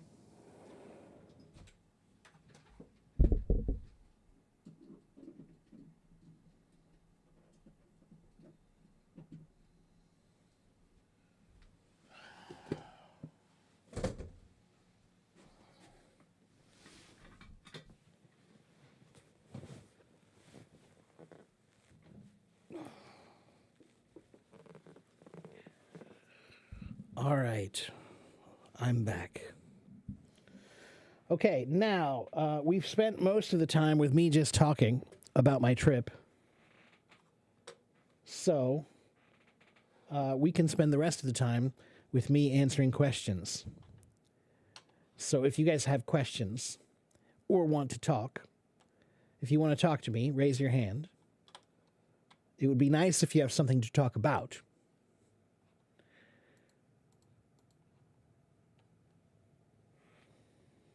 It always feels a little bit strange. If you want to talk to somebody on Hello Talk, on a live stream or a voice room, it would help. It would help if you came prepared. Okay? Because here's why. It would help if you came prepared. Instead of just raising your hand and just saying, hey, can I talk to you about anything? It would be better if you had a topic or a question or something that you want to discuss, right? Because this is my time. This is my time. So it's better if you make my time valuable instead of just saying, well, let's just talk about anything. You know what I mean? So,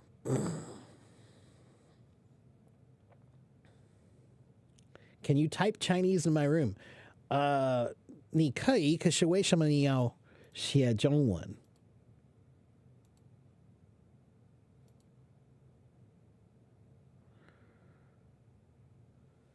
Why did I get sick? One, just because my traveling was so exhausting and I was tired, and my return trip was really long. Two, because when you travel, you're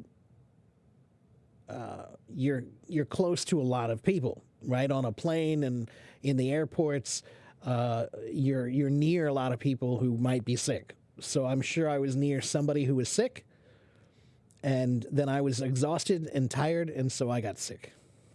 Yeah.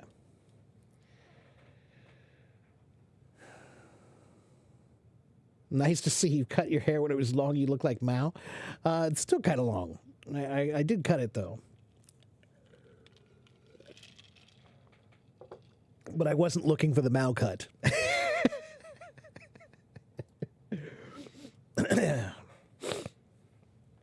Asher wants to know how to remember fresh words when you're learning English. Asher, you need to play games with your words. So if you want to learn new words, then you need to play games with those words. You need to think about, how many ways can I use this word? How many ways can I experience this word? How many ways can I read about this word? How many ways can I watch videos about this word? How many ways can I listen to music about this word?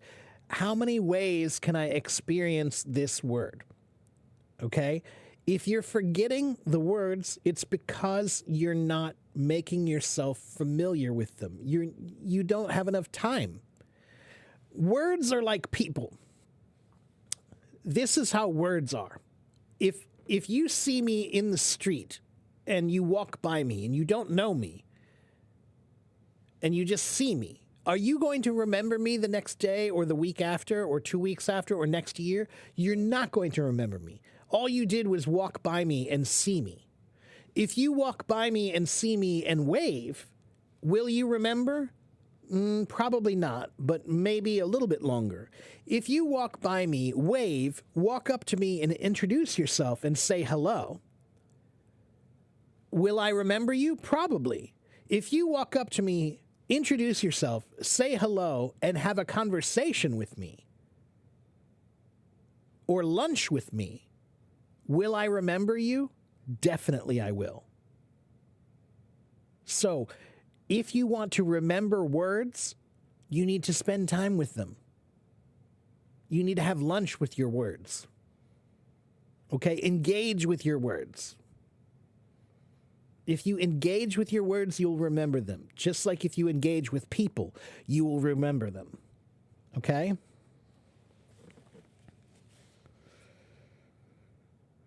Okay.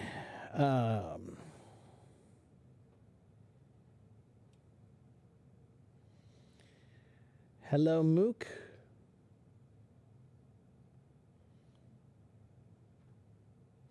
You don't want to be on a plane right now. The aviation world right now is insane. Yeah, it is a little scary right now. And the truth is, I do think that air travel will get a little bit more scary in the next few years, because air travel will be one of the biggest things that are affected by climate change. So when you see all these new videos of turbulence on planes, and people being thrown up in the air on the plane and really bad turbulence, it's because of climate change. And that's going to get worse, right? So there will be more planes that are having problems with turbulence. They're going to have to figure that out soon. What do I do? Ali, I am a teacher and a musician. Julie, it is 10:36 a.m.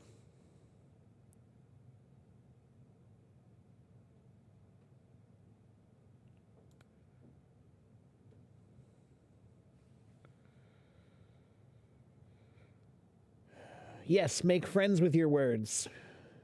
Have lunch with your words. Spend time with your words. Ask about where your words come from. Hello, Oxy. Hello, Aisha. You're welcome.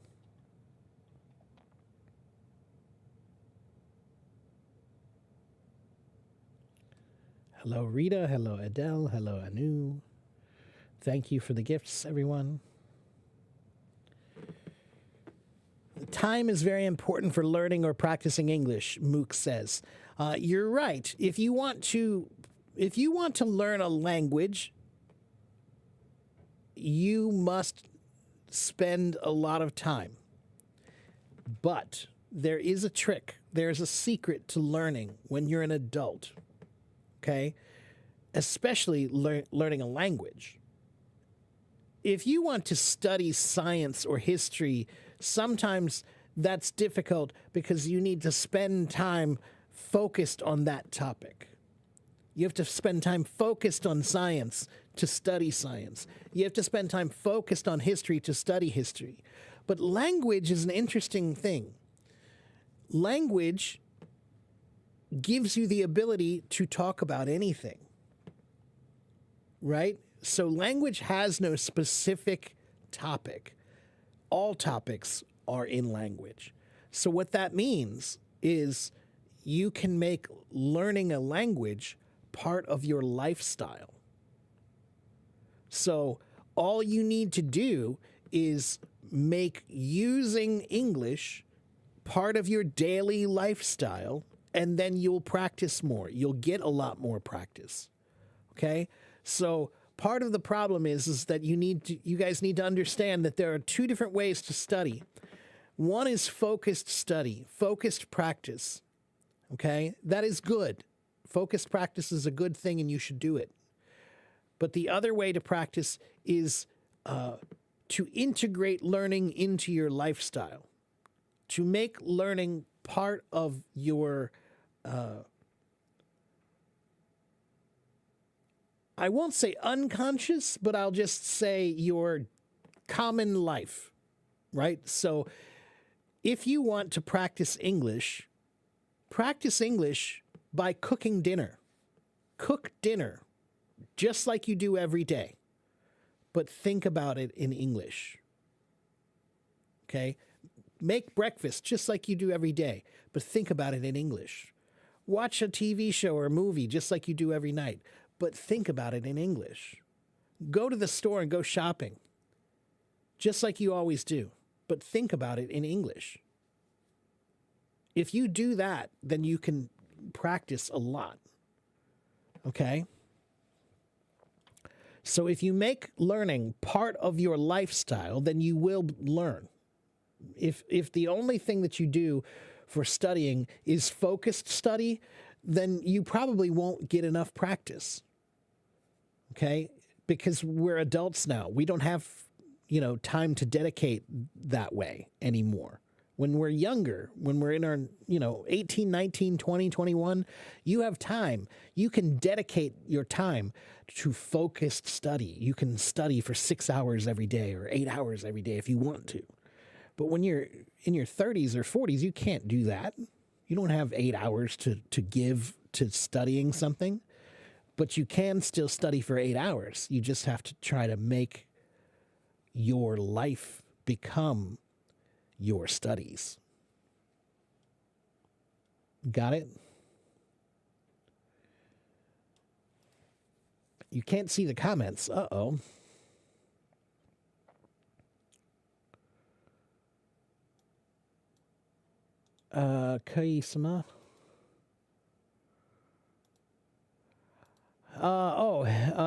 Rita 不好意思，如果你觉得我说太快了，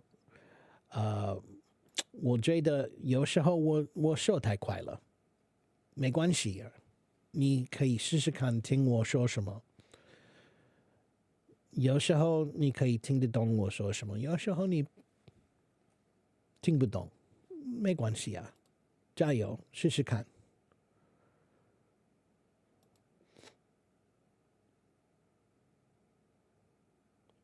Is it possible if you are alone with no partners to speak? Yes, May, it is very possible. Yeah, to practice language without a partner, thinking is the basis of language, right? So you have to form language in your mind before you can really use it, right?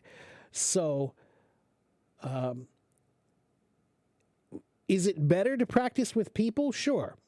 Yeah, but it's very, very valuable. Think about it this way, May. Your mind is a language practice room. It's a practice room. It's ready and it's there for you. Anytime you want to use it, you can use it and you can think about your words and consider how to use language. It's ready. It's there. You can use that practice room anytime you want to. Can you know your own mistakes? Not always. You can't always understand. Maybe you're making a mistake and you don't know it, right? Maybe there's a grammar problem that you don't know. That's okay.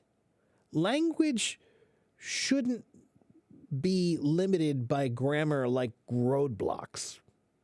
You shouldn't feel like grammar is getting in the way of you attempting to use the language. Okay? If you want to try to speak, then try to speak. If your grammar is not perfect, that's okay. It will get better. Grammar is like a sculpture. Sculptures take time. And they start with big chips, big fixes, big improvements, big changes. But then as you do it, the longer you sculpt, the finer and smaller the changes become, right? That's how learning a language is. Hello, Tomas. Good to see you. Thank you for the gifts, everyone.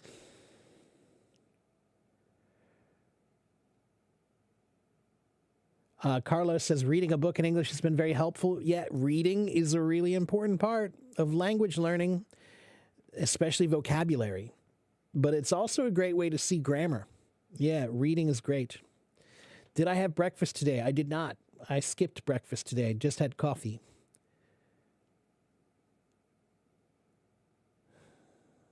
English will improve by communicating with others. Well, yeah, but it doesn't mean it won't improve by communicating by yourself. Okay? So, will your English improve if you communicate with others? Yes, it will. Will your English improve if you communicate by yourself?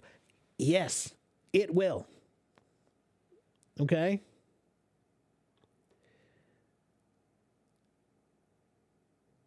Hello, MWG. I'm fine. How are you?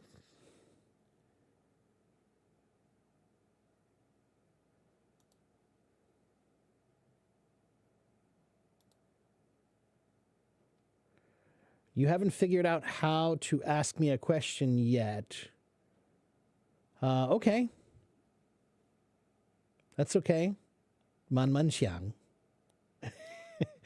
Take your time. Think about it.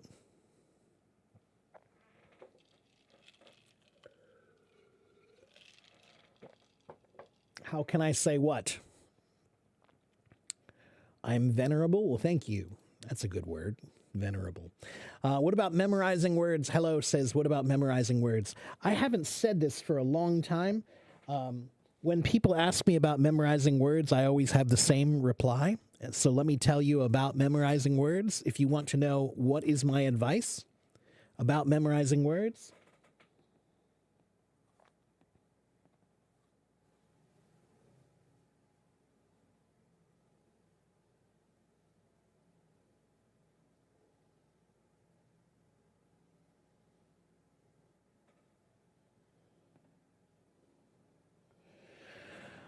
Memorizing is the worst way to learn.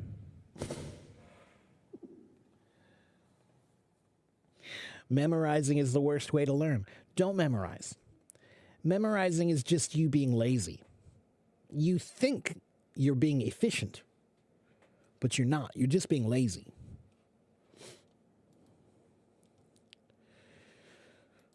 The topic is English.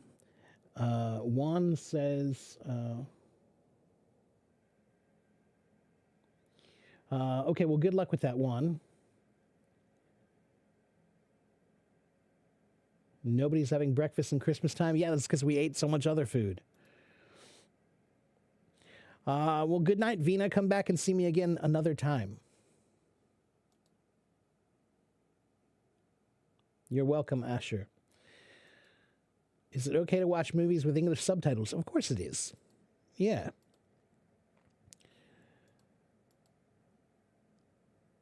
"我不会说中文，为什么你要知道？如果我会说中文，我不会说。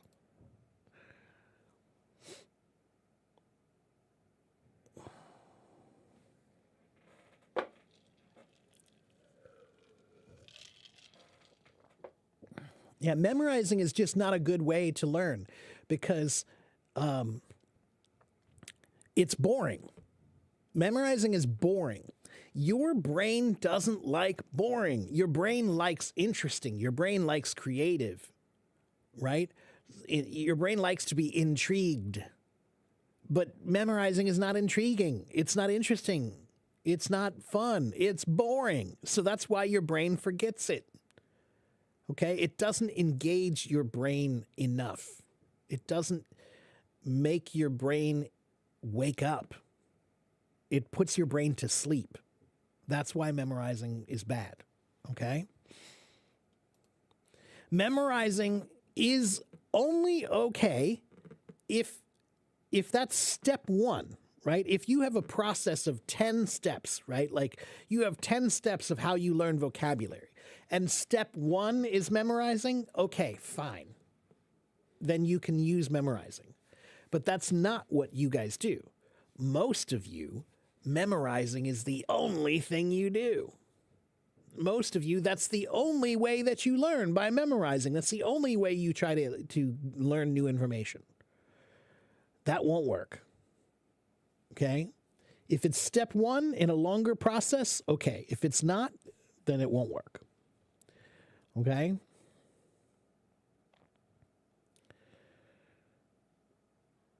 Okay, let's see. Raise your hand if you would like to ask me any questions or come talk to me. Raise your hand. Nikhil wants to talk to me. Let's see if Nikhil wants to come on stage.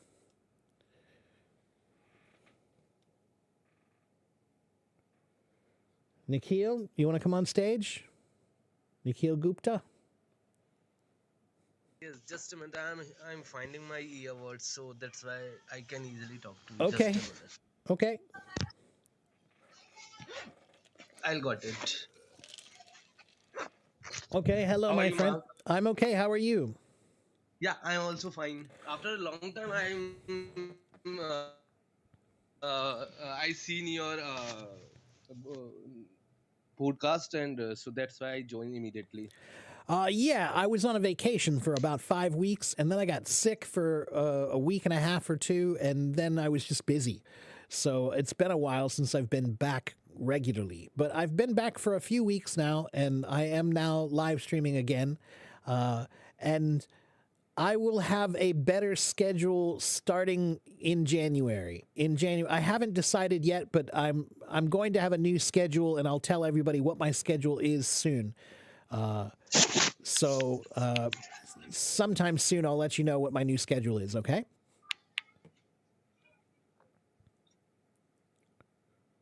Mark, I want to ask one thing. Okay. If you can suggest, and what is your advice for me?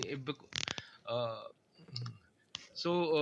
from some last 2 month or last 4 month, I try to memorize some words like a vocabulary storage amount, so that I can frequently use those words to speaking to other.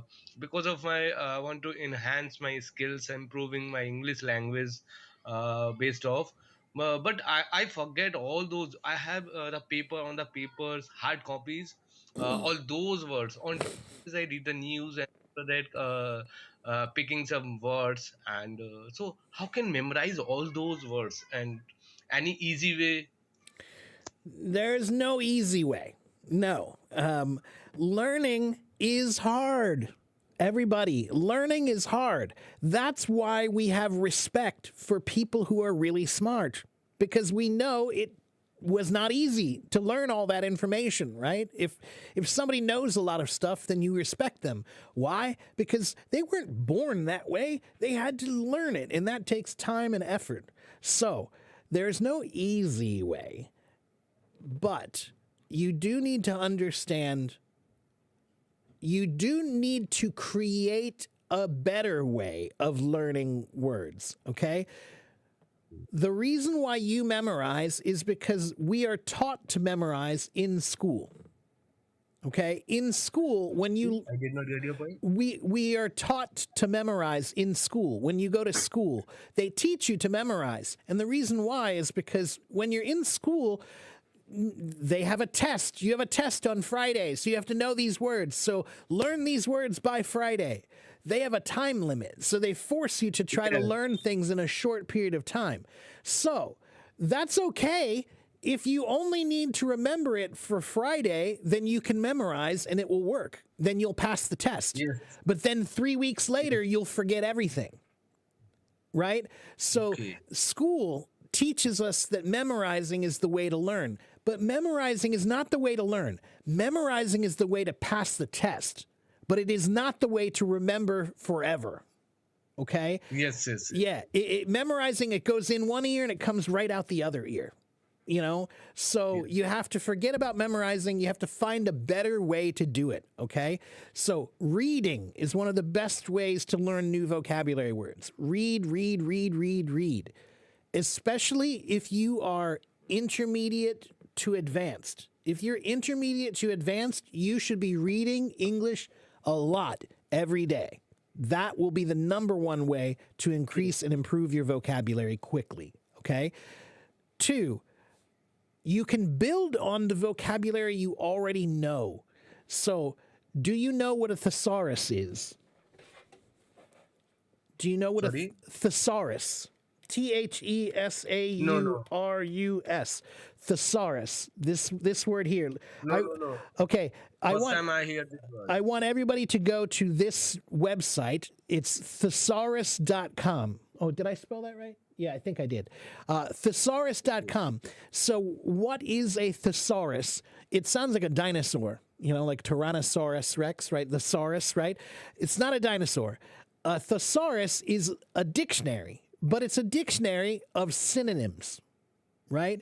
So everybody knows what a dictionary is. A dictionary is a book that tells you the meaning of the word.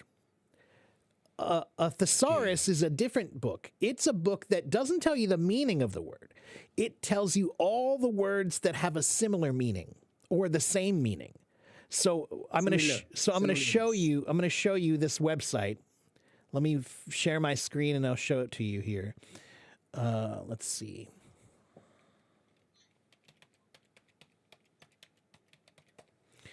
Okay, so here is thesaurus.com, everybody.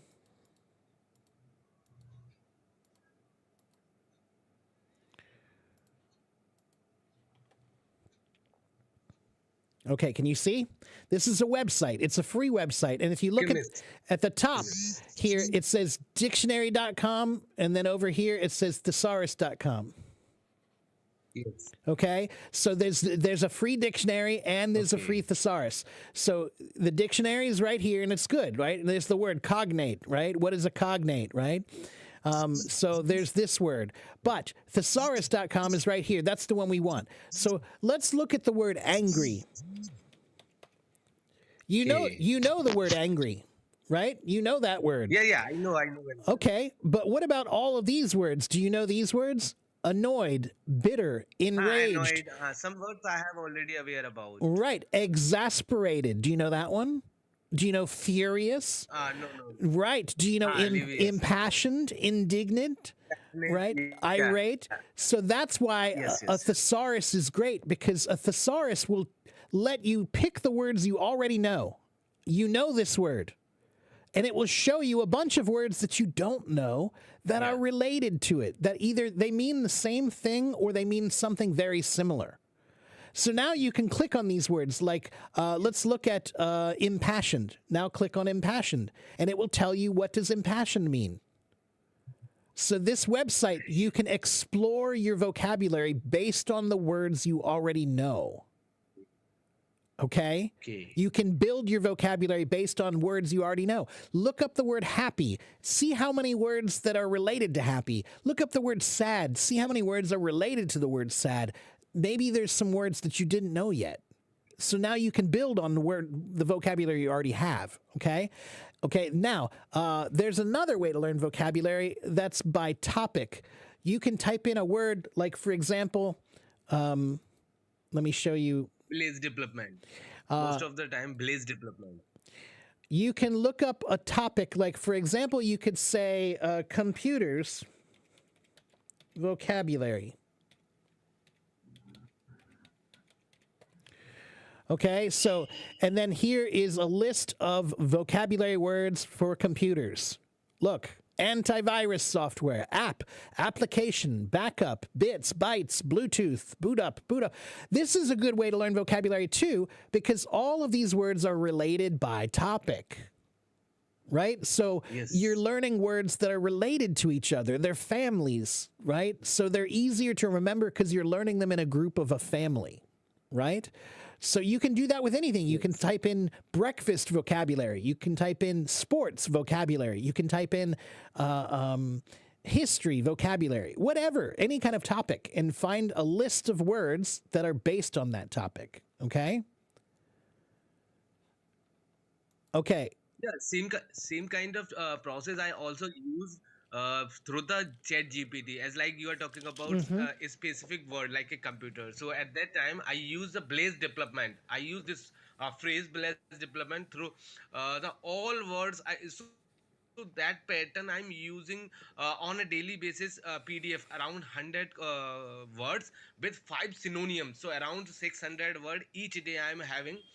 But I'm not continuously revise all those words, so that's why I'm just getting want to advise how, what is the best way I can get the approach so that I can easily understand all the words. Well, there is no one way, but let me give you my last vocabulary tip for another trick for English words that's very important. Something called etymology. Do you know what etymology is? Etymology, no. Etymology I have means no idea. it means the history of words, the history of English words. Where did they come from? How were they created? And how were they changed over time? Right. So let's look at like some different words. For example, this word here, sophisticate. Right. Sophisticated. I think it's called as a suffix. Yeah, that's well. I Let's think it's called as a suffix and prefix. let me show you another one. Wait a minute. Hold on. Let's look at the word. Let's try pre. Okay, so if I type in the letters PRE, what does PRE mean? Pre-plan, predatory. It means before. We are starting anything. Yeah, it means Already, before, right? Before. Pre means before, okay? So, how many words in English have the letters PRE in them? Many, many, many. Pre-wedding. Preordained, pre-electric, pre-release, preeminence, let's see, preemptive, pre-planned, look how many there are. Prearranged, predate, pre-engaged, pre-atomic, pre-packaged. Pre-wedding. Right. So this is another great way to learn English words because I'm learning them with the same root. Right? So all of these mean before something, before owned, before teen, before arranged. That's a good way to learn, right? You're learning words in groups, right? How about post? Post means after, right? Yes. So there are many English words that come from the word post. So let's see, what do we have?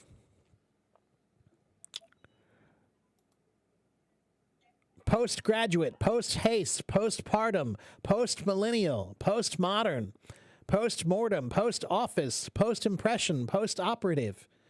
This is another great way to learn English vocabulary words because English, 60% of English words come from Latin or Greek language. These words are all from Latin, okay? And because they all come from the same root language, that means there's a lot of words you can learn that are related to each other, okay? So this is another great way to learn vocabulary. So if you combine what I said, right? So the methods that I gave you, I said read, read, read, read, read. That's the number one way to learn. Read. Read as much as you can. Read books, read articles, read short stories, read journals, read newspapers, read reviews, read anything you can read, right? Read. That's number one. Number 2 is use a thesaurus. Use a thesaurus to build on the vocabulary you already know, right? So find the words like happy and sad and angry and tired, and find words that you didn't know that are related to those words. That's number 2. Number 3, learn words in a group or family by topic, right? So search for lists of words based on topic and start learning words that way. And then finally, number 4, etymology, searching about where the words come from, right? So the word the word disaster. The word disaster comes from Greek. The word,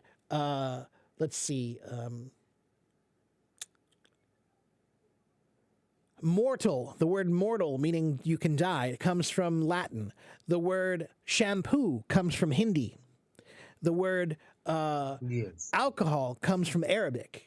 The word, engine, the word engine comes from French. The word school and the word book come from German. Okay, so if you know... And rickshaw, I think, from Japan. What's that? Rickshaw word. Rickshaw, Japan, yeah, that's right. Again, yeah, so, and it's really interesting. Sometimes it's really fun to find out where the words come from. We have words that come from Arabic, from Persian, from Italian, from German, from Spanish, we have words that come from many languages. That's one of the reasons why English is a little difficult, because we have so many words from so many languages, and that gets complicated, right? Like the word cafe. Cafe is a French word. That's why we pronounce it cafe. If it were English, we would pronounce it cafe. The rules of English say it should be pronounced cafe, but we don't pronounce it cafe because it's not English. It's a French word, cafe. Okay? So that's one of the fun things about English is English comes from many different places, but it's a very useful tool for learning English. And sometimes there are stories about where the words come from that are very interesting. So, for example, the word steak, like beef, like a beef steak, right? Steak, S-T-E-A-K. That word, it sounds a lot like the word stick, S-T-I-C-K. Right? Stick. Why does the word steak sound like the word stick? Let me ask you a question. What is a steak? A steak is a piece of beef that's been cooked, right? Okay. So how did we cook beef? The first way that we ever cooked beef, when we wanted to cook beef 1,000 years ago, we had a fire and we had meat. How did we cook the meat? I'm asking you a question. Again, I did not get your point. 1,000 years ago, if we had a piece of meat and you wanted to cook the meat on the fire, how did you cook the meat on the fire? How did you cook it? What did you use? You used a stick. Fire. Yes, but you put you put the meat on the stick on the fire, right? That's why the word steak sounds like the word stick. They're related. Because both the words are related to each other. The first way that we cooked a steak was with a stick. So that's why they sound the same, right? They're interesting words that way. Yeah.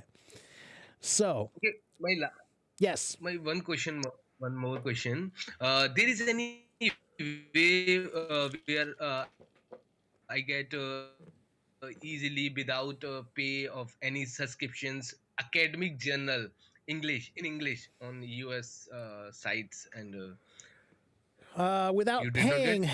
So I'll give you a few websites that I use for my students. Okay, for my students, I'll give you a few websites that are good for you. Okay. Any academic like a subject English and. Okay. Yes. Okay. So let me give you a few websites that I use for my students. Okay. First, for reading, ESLfast.com. ESLfast.com is a great website for beginner to intermediate level reading. They have about 3,000 short stories. Okay, very short, very, very short. Maybe one paragraph, maybe 3 paragraphs. Very short stories. They're great because they're so short, so it's a lot of great practice. Even if you're advanced, they're good because maybe there's a vocabulary word. Maybe there will be a vocabulary word you didn't know, or a phrasal verb you didn't know, or an idiom you didn't know. So they're good for even advanced learners. Okay. ESL Fast is a good one. If you want to read interesting stuff that are good articles, npr.org. That's the American National Public Radio, NPR. They have great podcasts. And the great thing about their podcasts, they have many, many podcasts, and all of them, you can get a transcript. A transcript means a printout of all the words. So that makes it so much easier to listen to and read. You can print it out and you can read it while you're listening to it, so you can make notes. You can circle the new vocabulary words and things. That's great, right? So NPR is great. Also TED, TED Talks. TED.com. I usually use this TED Talks. Yeah, TED Talks is also great usually use for the same reason. TED Talks also, every TED Talk has a transcript, so you can read it. Okay. You can see the words. It's much easier to do that, right? So I would say TED and NPR are great for finding things to read that are interesting. Okay, that's a good place to start. Then for practicing English, if you're trying to just practice your English vocabulary and grammar and things like that, there's a website I use called GamesToLearnEnglish.com. Whoops. And listening also. GamesToLearnEnglish.com. For listening, there's another one I use called ESL-lab.com. That's ESL-lab.com. That one is called Randall's English Listening Lab. And that website is mostly for listening practice. Okay, they have a bunch of conversations that are recorded that you have to listen to. The only problem I have with that website is they need better quality of recording. Sometimes the quality of the recordings is not very good. I don't think that's fair. I don't think that's good. If you're trying to practice listening, then the listening quality should be good, right? If you were listening to me and it sounded like this, then you wouldn't want to listen to me because you can't understand me, right? So that's the only problem I have with Randall's English Lab is that some of the recordings, the quality of the recording is really bad. And so it's a little hard to listen to. Okay, but those are three of the websites, or 3 or 4 of the websites that I use for my students for practicing and learning and everything. Okay? Okay, oh, thank you. And before I forget, one more. The etymology website that I use is etymonline.com. Etymonline.com is a free etymology website that does etymology meaning English words. So you can type in any English word and it will show you the etymology. So let's just do one for very quickly here. Give me any English word, Nikhil. Give me any English word. Furious. Furious. Okay, let's look at the word furious. Okay, so here's furious. So the word furious comes from the Old French, furios, furious. It means really mad. It means enraged, livid, furious, right? And where does that come from? So before French, it was Latin, okay? And furiosus, the Latin word furiosus means full of rage or mad. Okay, it comes from the word furia, meaning rage or passion, which is where we get the word fury. Right? Okay, so that's where this word comes from, is from the word fury. And look, the word fury, it says here,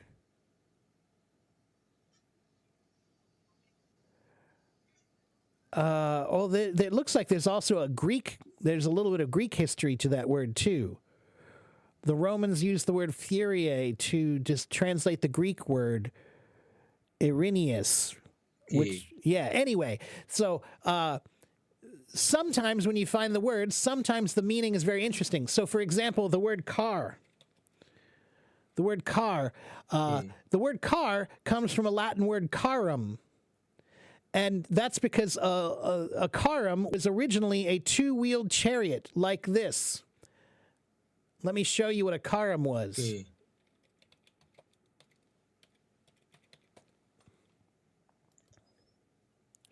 A carum was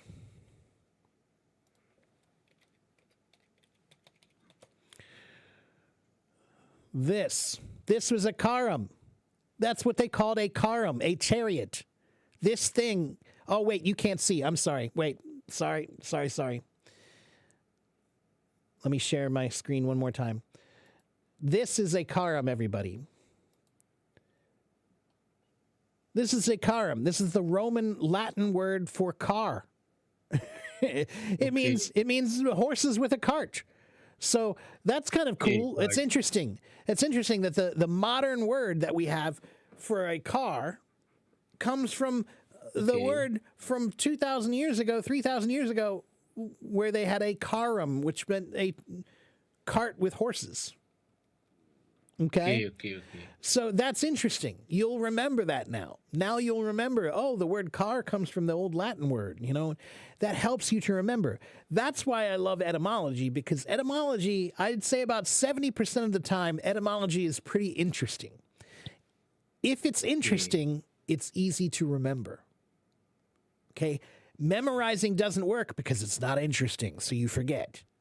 But you will remember that I told you the word steak and the word stick are related. Now you will remember that. You'll connect those things in your mind.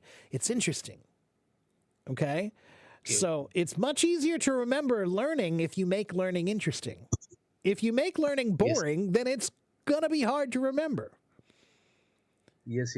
Continuously, I'll follow this path to learn and memorize all those words from last around 3 to 4 months. But I was not able to memorize at that time when I'm tried to conversate to my colleague, my friends. At that time, some words which is already fixed in my mind from my long period of time, I continuously using. But which word I have used in these 3 to 4 months back, I am learning.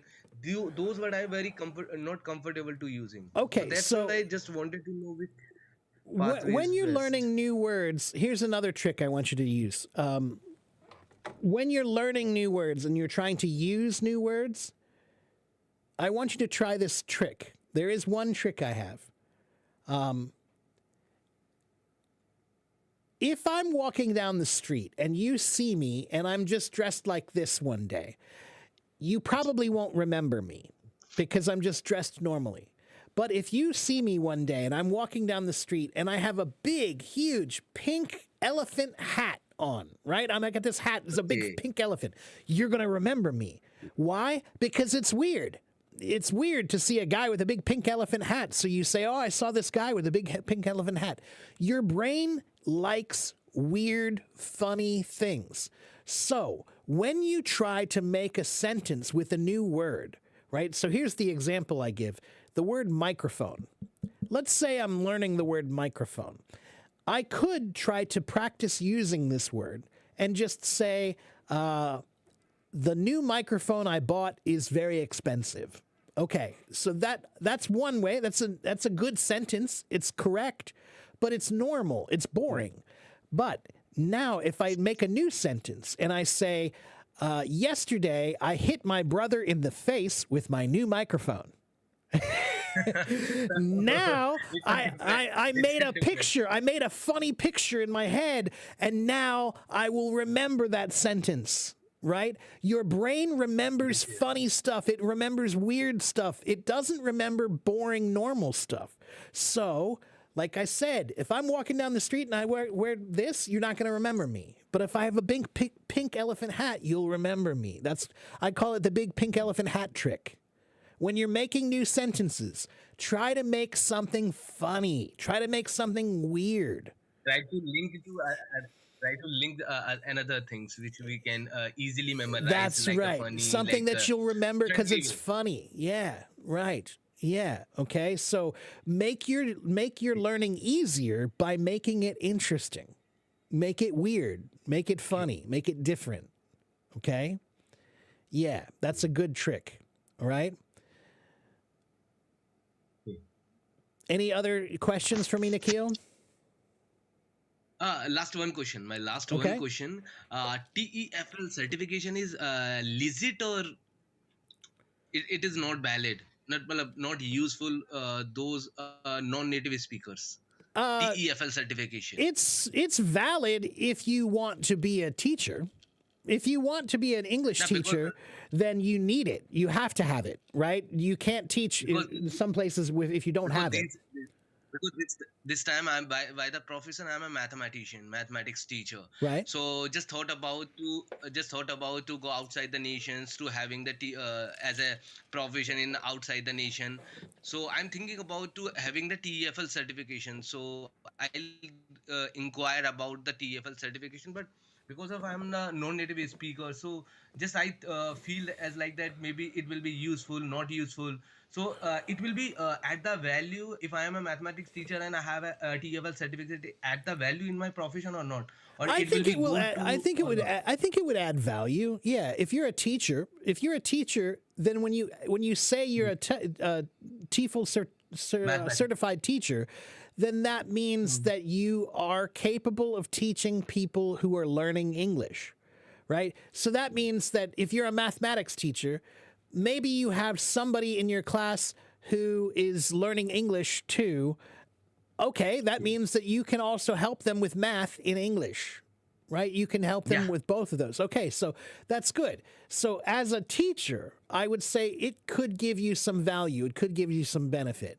And you know, when you take that certification, they show you some things about teaching that maybe you didn't know. You know, Okay, yes. not everybody knows about teach. I have my TEFL certificate also, and Okay. and when I started doing it, I was already a teacher, but there were many things I learned in that course that I didn't know about teaching. Okay. Yeah, so it could be useful. You know, if you can get it and do it cheaply, then I would say go ahead. Yeah, it doesn't hurt. Okay. Okay, Thank great. you. Give me all the suggestions and advice for me. You're welcome. No problem. And your English is really quite good, Nikhil. So just keep working on it. Okay. Okay. Thanks. All right, my friend. Take care. I'll see you next time. Okay. Okay. Bye. Bye bye. Okay. Did I miss any comments?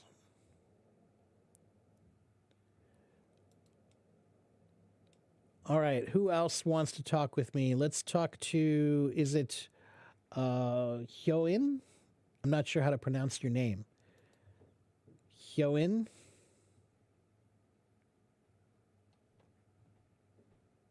Hello. Hello. 안녕하세요.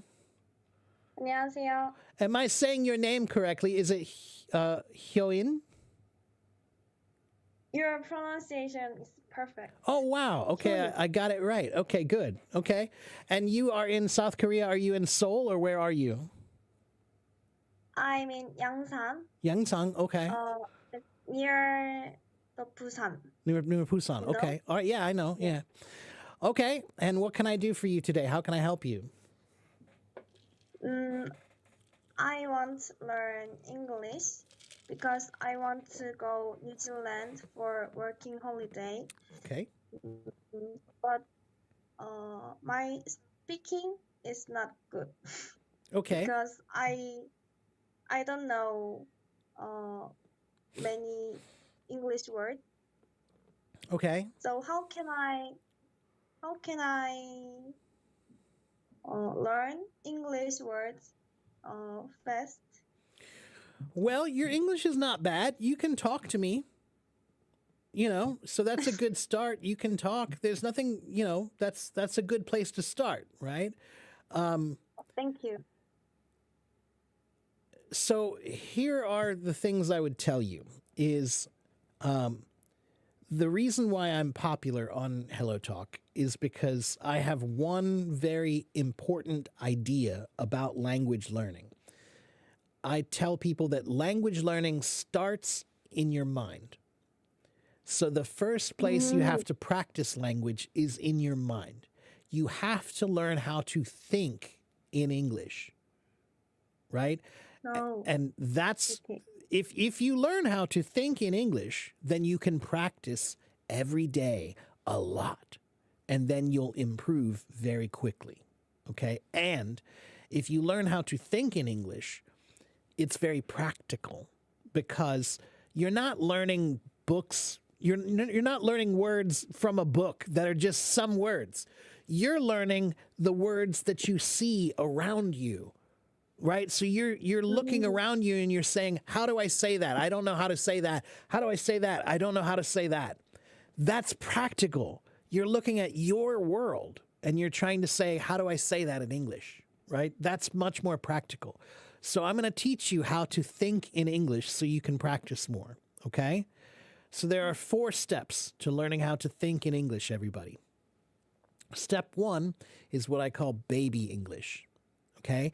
Babies, Baby. babies don't know grammar. They don't know grammar. They don't care about grammar, Yes. right? So that's the best part about baby English. Nobody cares about grammar when you're a baby, right? They just want to talk. So if the baby says, "Me want food," you don't say, "That's wrong." That's you just give the baby the food, right? You don't care. You don't correct the baby. You just let them have what they want. They communicated with you. That's all they need to do.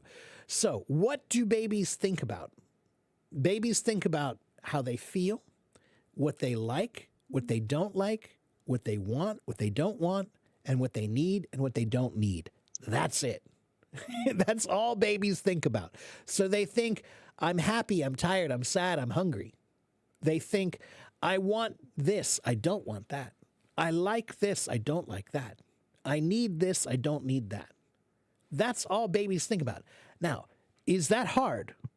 In English, is that hard? Is it hard to say, I need water, I don't need soap? Is it hard? No, that's easy, right? That's very easy English Right. to think. So if it's easy, then you can do it right now. But you don't. You don't. Everybody right now, when you have easy thoughts, you do them in your native language. So all of your easy thoughts, you think in Korean all the time. So tomorrow, when you're hungry, don't think I'm hungry in Korean anymore. Think I'm hungry in English. When you're tired tomorrow, don't think I'm tired in Korean anymore. Think I'm tired in English.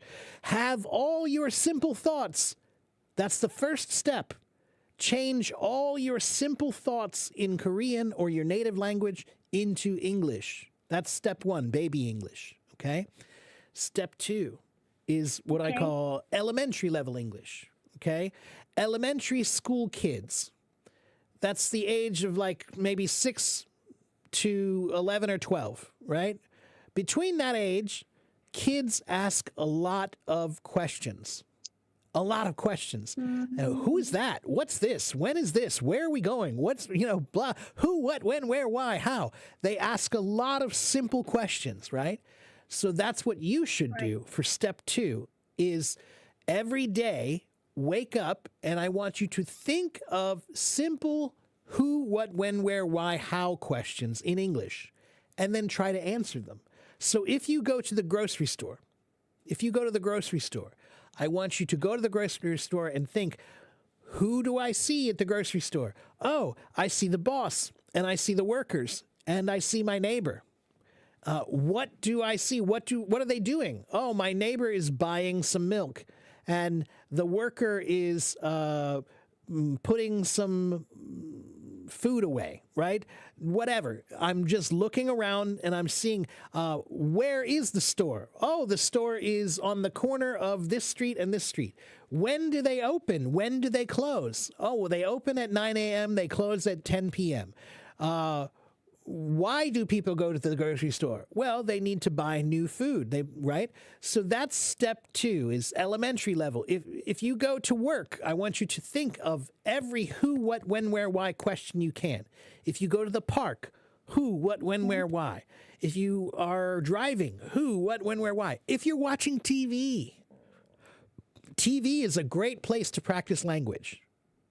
So the next time you practice, when you're watching TV, the next time, just think about it in English. Just think, oh, I like that guy. He's cute. I don't like that girl. She's mean. You know, just think simple thoughts, whatever. I like his clothes. I like her bag. I don't like this. Why is he so mean? Where did she go? Just think about it in English, okay? So step 1, baby English, easy thoughts. Step 2, elementary level, ask questions and answer them, okay? Step 3 is what I call identity level English. It's like high school level English, okay?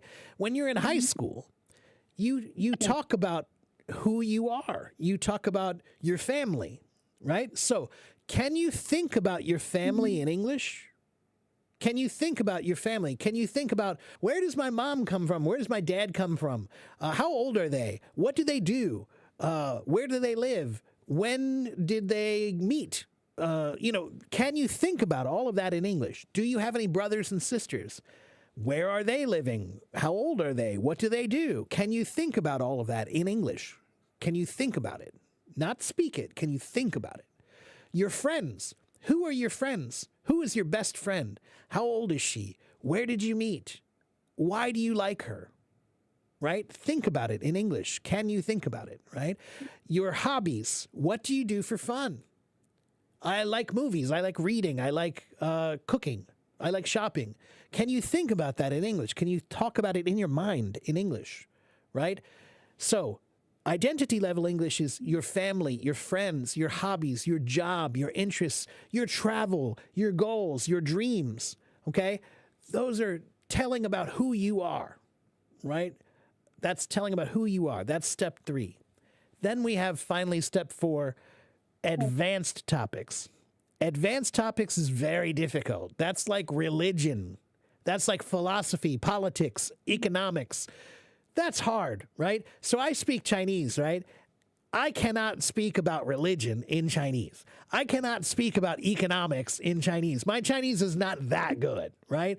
I can talk about my family. I can talk about my friends. I can talk about what food I like, what music I like, but I can't talk about really advanced topics like politics or global warming, right?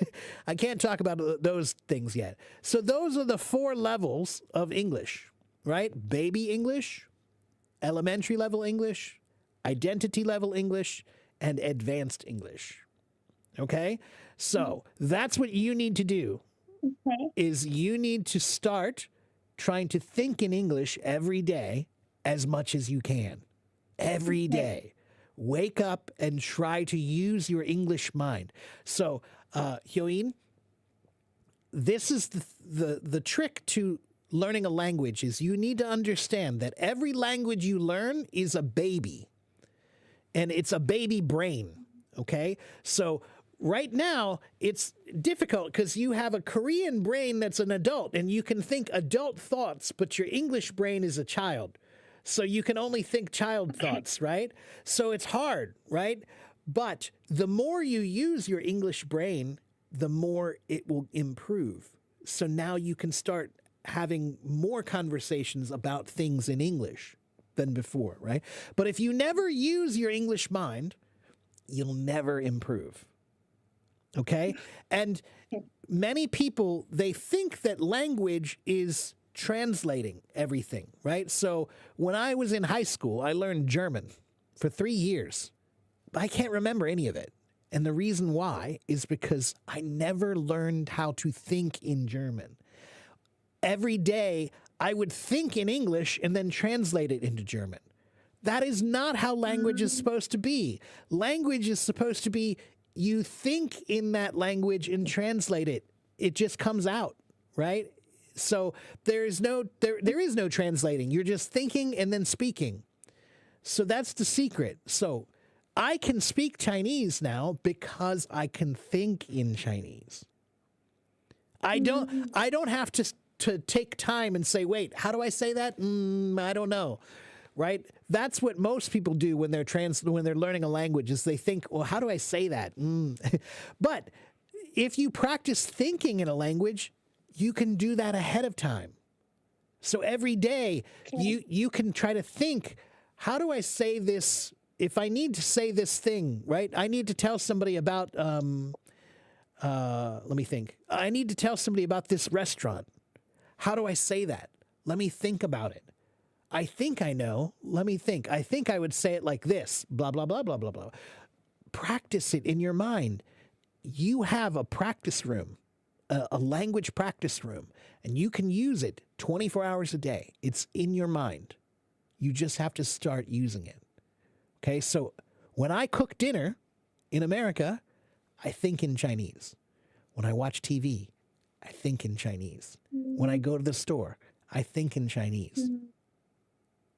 So I live in the United States, but I just think in a different language, right? So that way I can practice my language anytime I want to. Okay? So that's the secret for you, Hyoin, is tomorrow. You need to start trying to learn how to think in English more. Every day, start learning how to think in English. Now, one more thing. If you don't know how to say something, write it down. That's your homework. That's your homework, right? So tomorrow when you wake up and you say, oh, I'm having breakfast, but I don't know how to say this. Write it down. That's your homework. Now you have something to learn. How do I say this thing in English? Okay? And I have books. I have many notebooks over in my bookshelf with many things that I had to learn how to say in Chinese. You know, I don't know how to say this. I don't know how to say this. I don't know. And I would look them up later. Okay? But the secret of language is understanding that language begins, it starts in your mind. So the first place you need to start practicing is in your mind. And if you can't think about it, if you can't think it, then you can't speak it well. If you can't think it, then you can't listen to it well, or read it well, or write it well, or whatever, right? So reading, listening, writing, speaking, they all start with thinking. Okay? Okay. Yeah, so that's the secret. That's the secret. And then every day you just need to practice as much as you can. But the way I just told you, learning how to think in English, it makes it easier to practice because practice becomes part of your daily life. Okay? Now practicing and living are together, right? So tomorrow when you eat breakfast, think about it in English. Now your breakfast time is practice time. When you have lunch, think about it in English. Now your lunchtime is practice time. When you're watching TV and movies, think about them in English. Now your movie time and TV time is practicing. Okay? Okay. Thank you. You can do it. You can do are it. a very good teacher. Thank you. I try. And I haven't seen who how can I say? Take your time. Take your time. It's okay. Let me give you one more trick, Hyoin, is you need to think about language is kind of like drawing, right? Are you good at drawing? Can you draw really well? Are you good or so-so or bad? So. Okay, I'm not good. I am not a good drawer, but I can draw a picture of a dog and you'll say, oh, it's a dog. It's an ugly dog, but you'll see it and you'll say it's a dog, okay? But I have a friend who's an artist. She can paint a dog that looks like a real dog. I mean, it looks exactly like a real dog.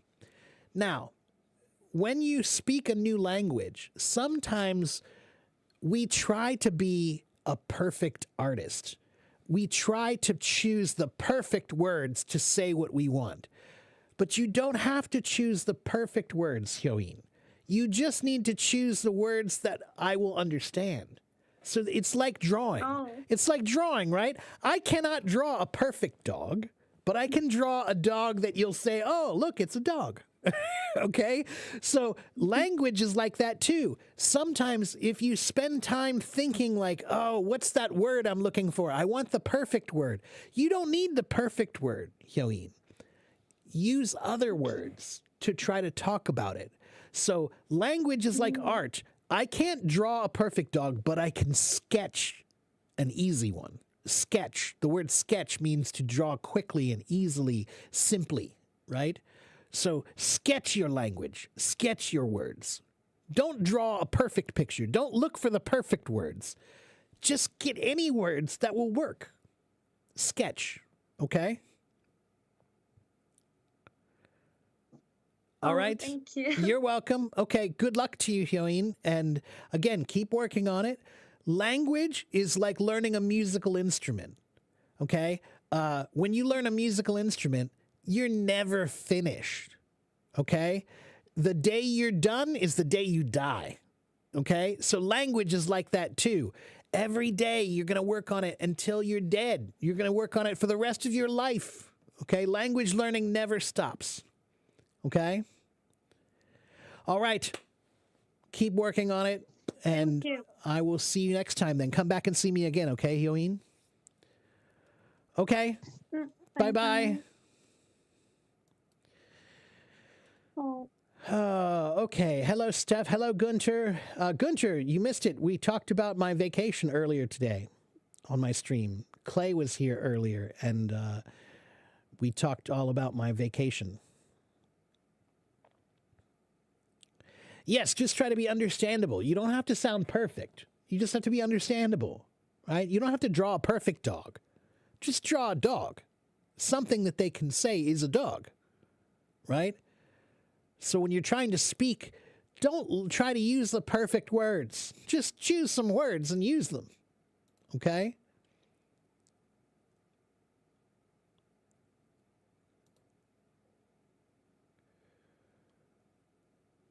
Okay. Carlos said it's like living in two worlds, your native one and in English. That's exactly right. It is.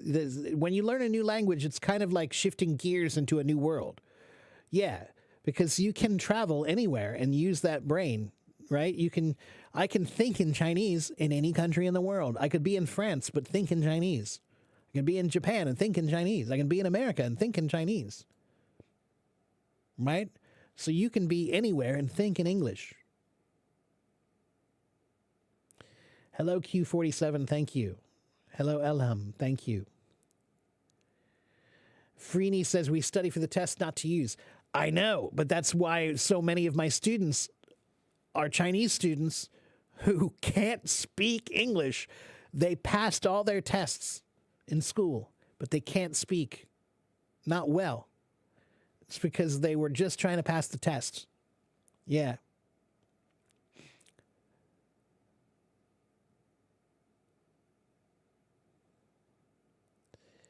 Thank you, everyone.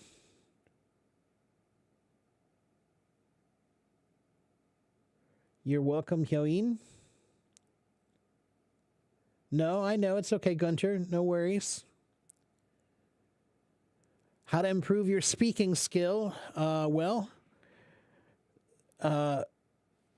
advice I gave Hyoin is that's the place to start, right? Speaking starts with thinking. So the first thing to do is to work on your thinking. Can you think well in English? If you can think well, you can speak well, okay? So that's step one. But if you want to really talk about actual speaking practice, try to find native speakers, okay? You live in Iran, that's a little hard, but you can find them online, right? So find some people to practice with on HelloTalk, okay? It is possible to find people on HelloTalk. How many of you have trouble finding partners on HelloTalk?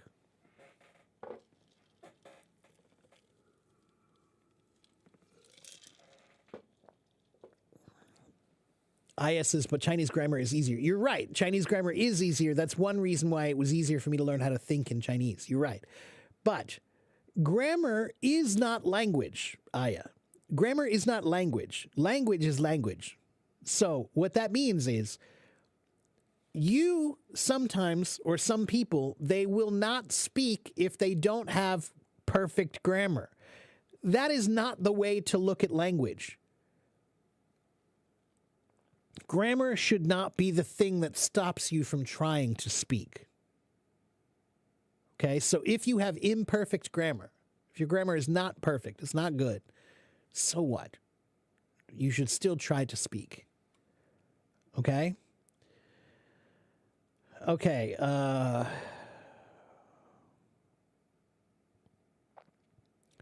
And so many people said they were having problem finding a partner on HelloTalk.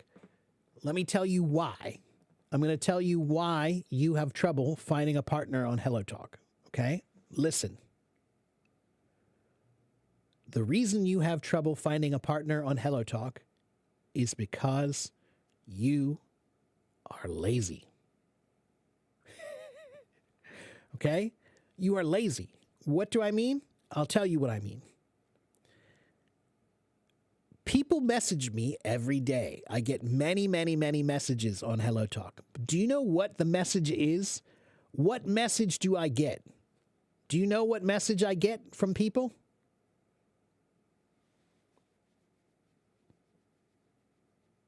That's it. They wave. They wave. That's all they do. They wave to me. And then I'm supposed to wave back, and then we're supposed to start a conversation. That's lazy. Okay? If you see me in the street, on your city, you see me in your city, on the street, I wave to you, you wave to me. Are we going to talk to each other now? No. I don't know you, you don't know me. People don't know how to introduce themselves anymore. And if you're learning another language, if you're learning a new language, one of the first things you should learn is how to introduce yourself. So Nini says, what should we say? So what should we say? Okay, you should say, hello, my name is Mark. Nice to meet you. I was reading your profile. I see that you like movies. I like movies too. What's your favorite movie? I was reading your profile. I see that you like cooking. I like cooking too. What's your favorite recipe that I should know about? Can you give me a good American recipe? I was reading your profile. I see that you like books. I like books too. What's your favorite book? And tell me why I should get it. If you message me like that, I will reply to you. If you say those words, if you introduce yourself and you show that you really want to know me, fish. Do any of you fish? Do any of you fish?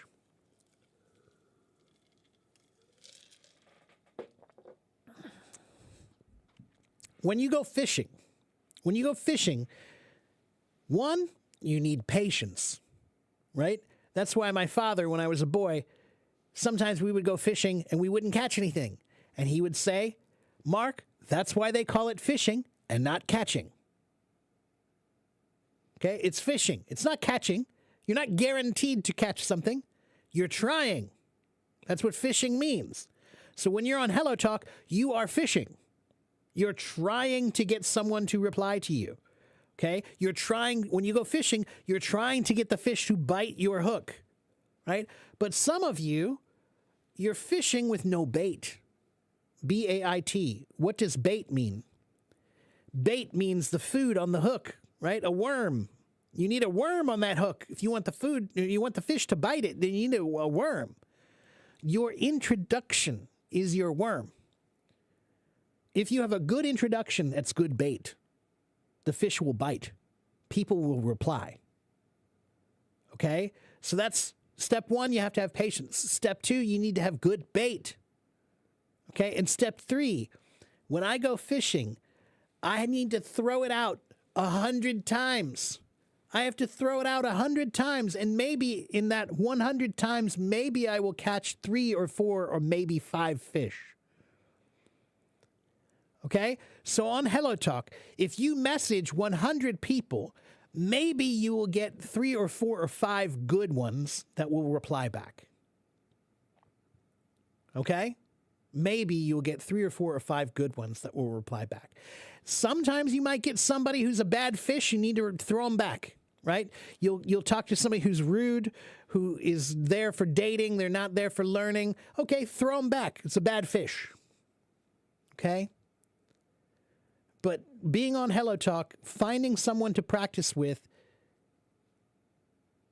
you have to be interesting and not be lazy. Don't be lazy. Send them a message and say, hello, my name is blah, blah, blah. Nice to meet you. And then the most important part, I was reading your profile and I see that you like this and I like that too. Or something like that. I was reading in your profile and I see you live in Texas. I don't know about Texas. Can you tell me something interesting about Texas? I was reading in your profile and I see that you are an engineer. What kind of engineer are you? That's interesting. My brother is an engineer. Find something to talk about. Yeah, be interested in them. If you want someone to be interested in you, then you must be interested in them. Okay? And let me tell you one more thing. The other thing that people do on Hello Talk a lot that I also don't reply to is many people will message me and they will just say this, "Hi, will you teach me English?" If I saw you on the street in your city, right? So, Carlos, I'm in Brazil and I don't know you, and I walk up to you on the street and I say, "Hi, will you teach me Portuguese?" You would think I'm crazy. You would think that's weird. Okay? If I walk up to you in Beijing and I see you and I don't know you and I just walk up to you and say, "Hey, will you teach me Chinese?" That's weird. That's weird. I don't know you. I don't know you yet. So if you want someone to be friendly with you, first you must become friends. Okay? So be friendly. Be friends first. This is not a business decision. If you want someone to teach you English, pay them. I'm a teacher. It's my job. We get paid.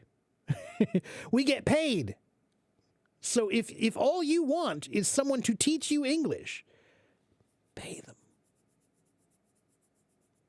If you want someone to practice English with you, that's a friend. You're trying to make a friend.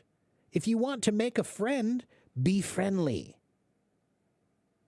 Okay? If you want to make a friend, be friendly. Don't make a business decision. "Hello, my name is Mohammed. Please teach me English." Or, "I'll teach you Arabic if you teach me English." No, no. Start with, "Hello, nice to meet you. Tell me about yourself." Okay? Start with an introduction. Yeah. Start with an introduction. So you can find people to practice with on Hello Talk. I have been on Hello Talk for more than 11 years. I have talked to thousands and thousands and thousands and thousands of people. Okay, I have 74,000 followers. Okay, and I've talked to people in every single country on Hello Talk. So I can find partners. I know how to find partners, but I know how to find partners because I know how to be interesting. I can fish. Can you fish? Right? If you want to use Hello Talk, you need to know how to fish. Okay? Hello, Julie. Nice to meet you. Hello, Rohi. Nice to meet you too. How much is it? Well, for me, it's not super cheap because I'm a good teacher, but I promise it's worth it. But you can go to my website right there and you can find out about my private lessons. Okay? There are great paid teachers here, indeed. There are some.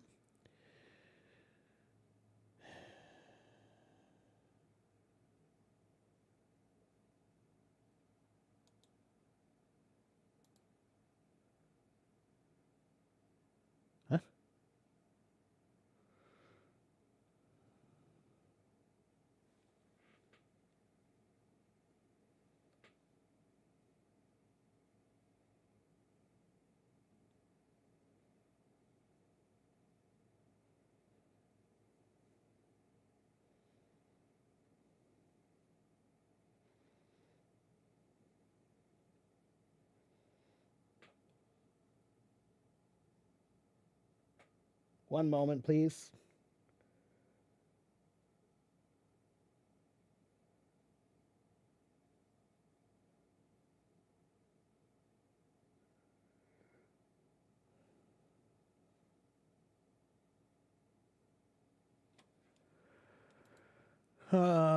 Cheng Shuo, 什么？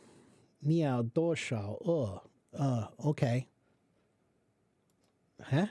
什么意思？你觉得呢？我很胖吗？So, don't be jealous. Okay. But how do you pay them? Nini, you can pay for an international teacher if you can find one. There are teachers on HelloTalk, or you can go to my website and you can get lessons from me. There are ways to pay internationally. Hello, Hassan.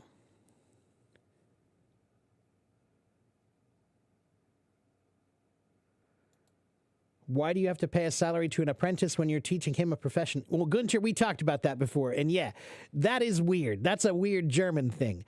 And that is not normal. And that's not the way it used to be. It used to be the other way around. It used to be that the apprentice paid the teacher, right? The master. The apprentice would pay to be the intern, right? So I don't know why Germany changed it to that weird rule. Yeah. Mojtaba wants to know more about fishing. Well, fishing is good.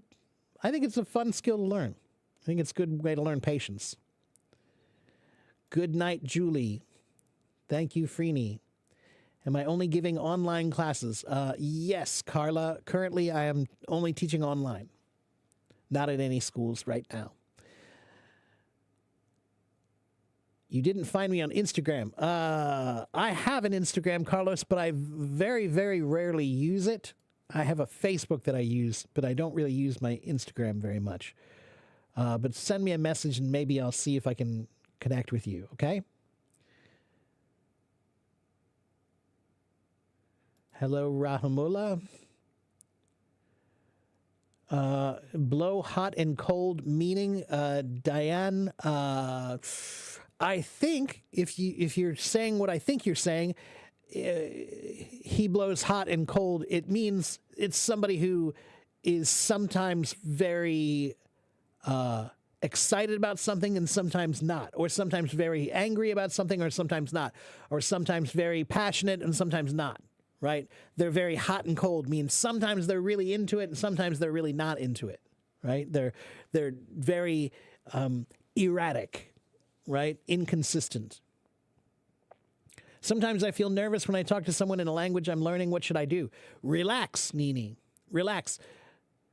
Language is a performance, just like playing piano. And when you play piano, you're nervous. When you play in front of people, you're nervous. Right? So how do you get better? How do you get rid of those nerves when you're performing? You have to do it more. It's that simple. Almost everybody is afraid to be on stage the first time. Okay? But the more you do it, the easier it gets.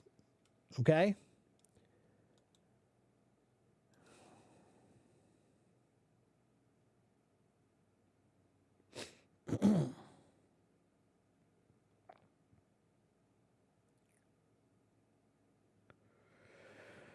Hyoin says, I want to make friends in HelloTalk, but some people want to date me, so I was afraid to talk with people in message. Okay, that's true, right? There are many people here who are trying to just meet girls or, flirt, okay? But it's not that hard to figure that out, right? If you talk to somebody and you are friendly with them, if they're being too flirty, tell them. Just tell them, hey, not here for flirting. Sorry. If you want to flirt, not into it. If you want to be friends, we can be friends, but I'm not into flirting, okay? Just tell them, okay? And you can just keep asking them questions about language and they will stop. Eventually they will stop talking to you. If they're not interested in language learning, then they will eventually stop, okay? But that's the nature of the world, right? Sometimes when you meet some people are good people, some people are not so good people, right? but you have to keep trying.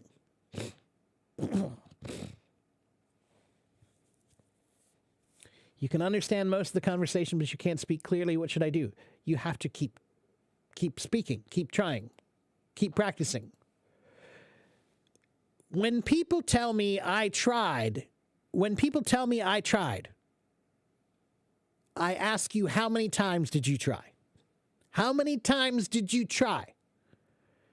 Most people, when I ask them, how many times did you try?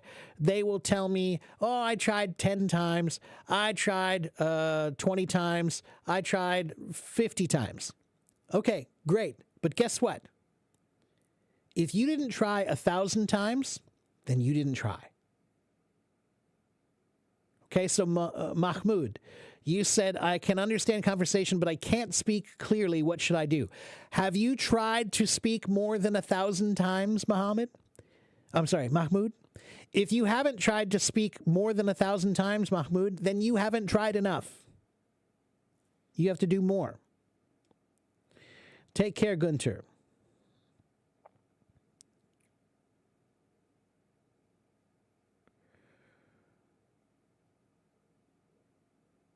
I look like Frank. Somebody keeps saying that. Not who I was really hoping to look like, but okay.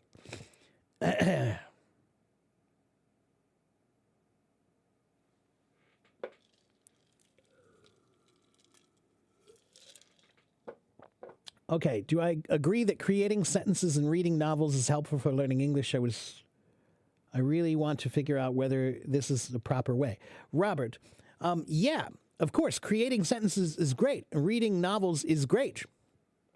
But is that the best way to learn English? Just by creating sentences and reading novels? No. Robert, when people ask me what's the best way to learn English, my answer is very simple. The best way to learn anything is every way that you possibly can. Learning is not an act of efficiency. Learning is an act of proficiency. Let me repeat that. Learning is not an act of efficiency. It's not something that your goal should not be trying to be efficient.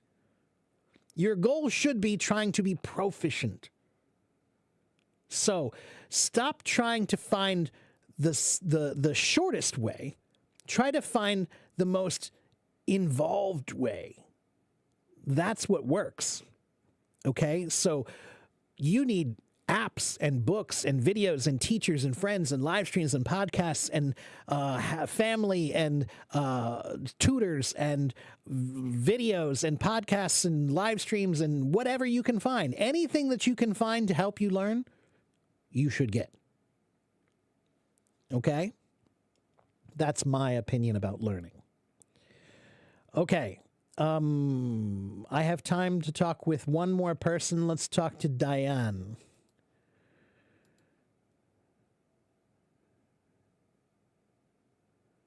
Diane, do you want to come talk to me?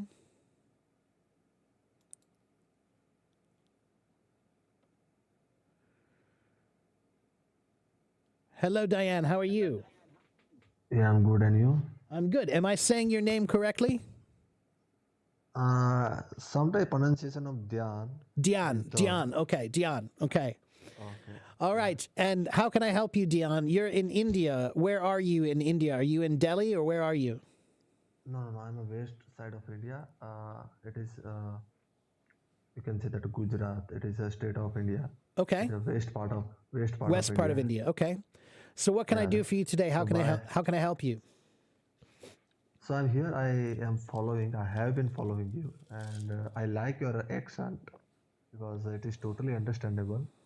So my problem is sometimes it's difficult to make catch up the words because it is beyond the my thinking. And yeah, I can make sentences in flow, but sometimes it's very I I stuck to make convey my point. So how could I overcome this problem? Let me think about my answer very quickly. One moment. So, tell me this. Who are the greatest thinkers in the world? Can you give me a name of 3 people? Give me the names of 3 people who you think have great words. Great words. Can you give me 3 people who have great words? Any 3 people, doesn't matter. 3 words about people. 3 people who are famous because they have great words, like Gandhi, right? Mahatma Gandhi. He's had many great words, right? Many great words. He's a great speaker. So let me ask you a question. Okay. Did Gandhi, did he have those words? Did he just have those words in his head and they just came like that? Or did he think about them first? Gandhi, I first thought is non-violence.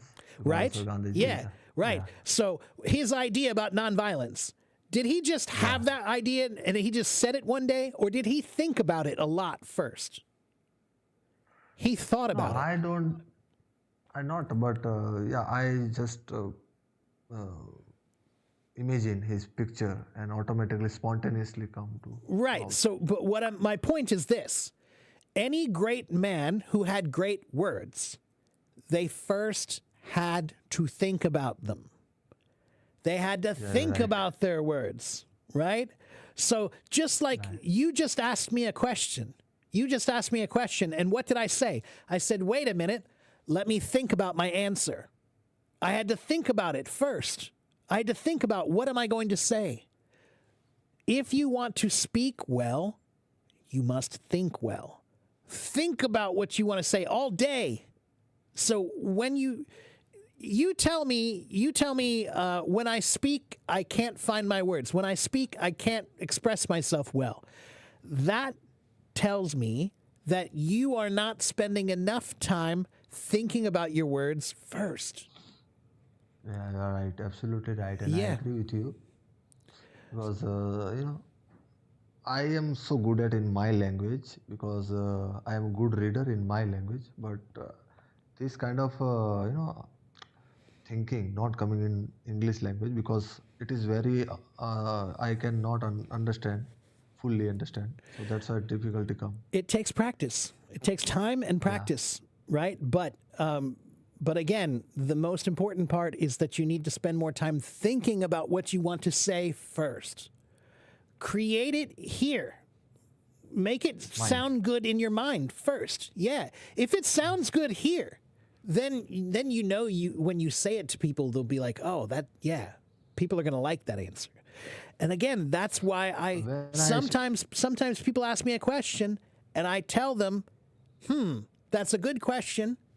Let me have a minute to think. I need a minute. Let me think about my words first. Okay? That's a sign that my language is good. That's not a sign that my language is bad.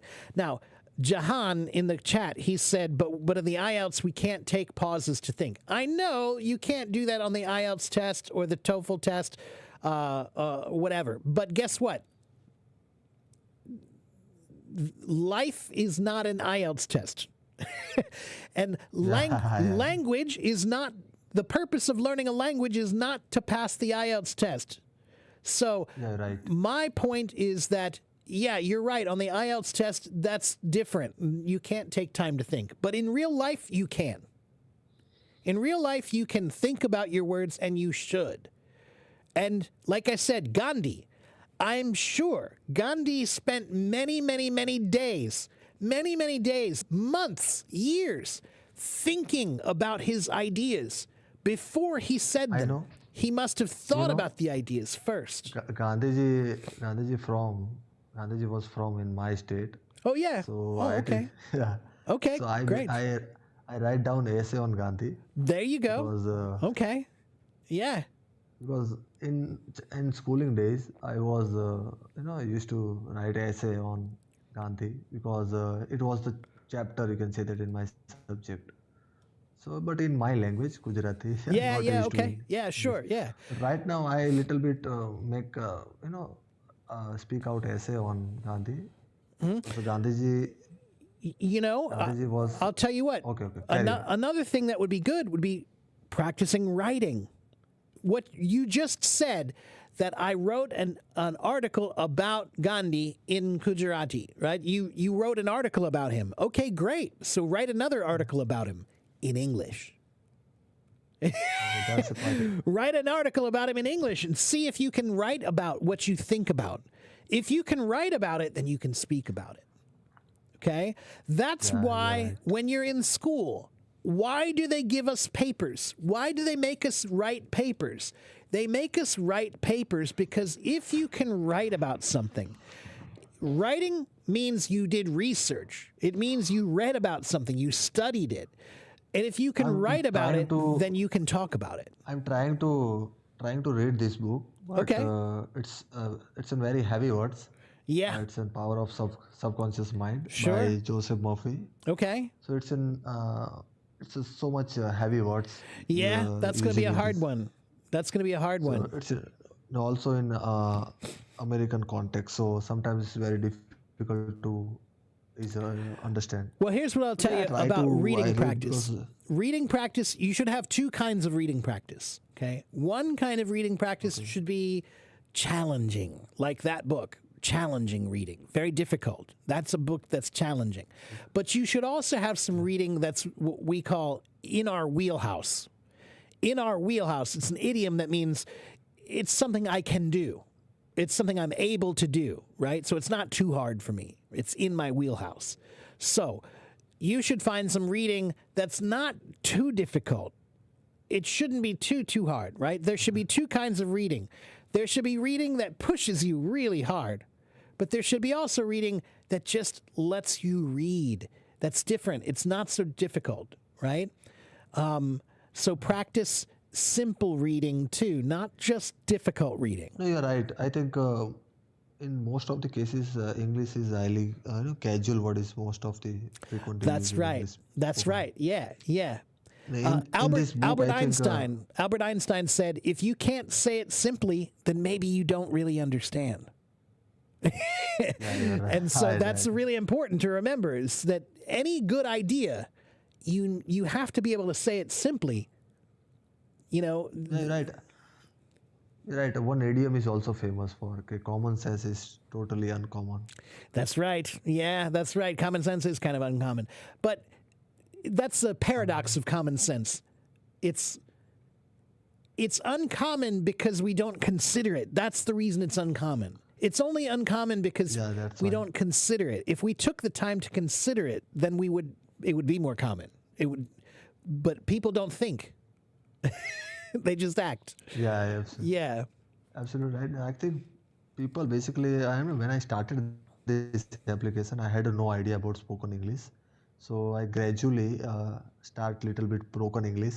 I had no idea about grammar. So I little by little, pick up the pace in speaking, and That's good. I am used to, That's good. and I used to talk with people. So ultimately, I want to, I am come out the words from mouth Yeah. because You it know, is essential. when a baby wants to eat, okay, when a baby wants to eat, does the baby say,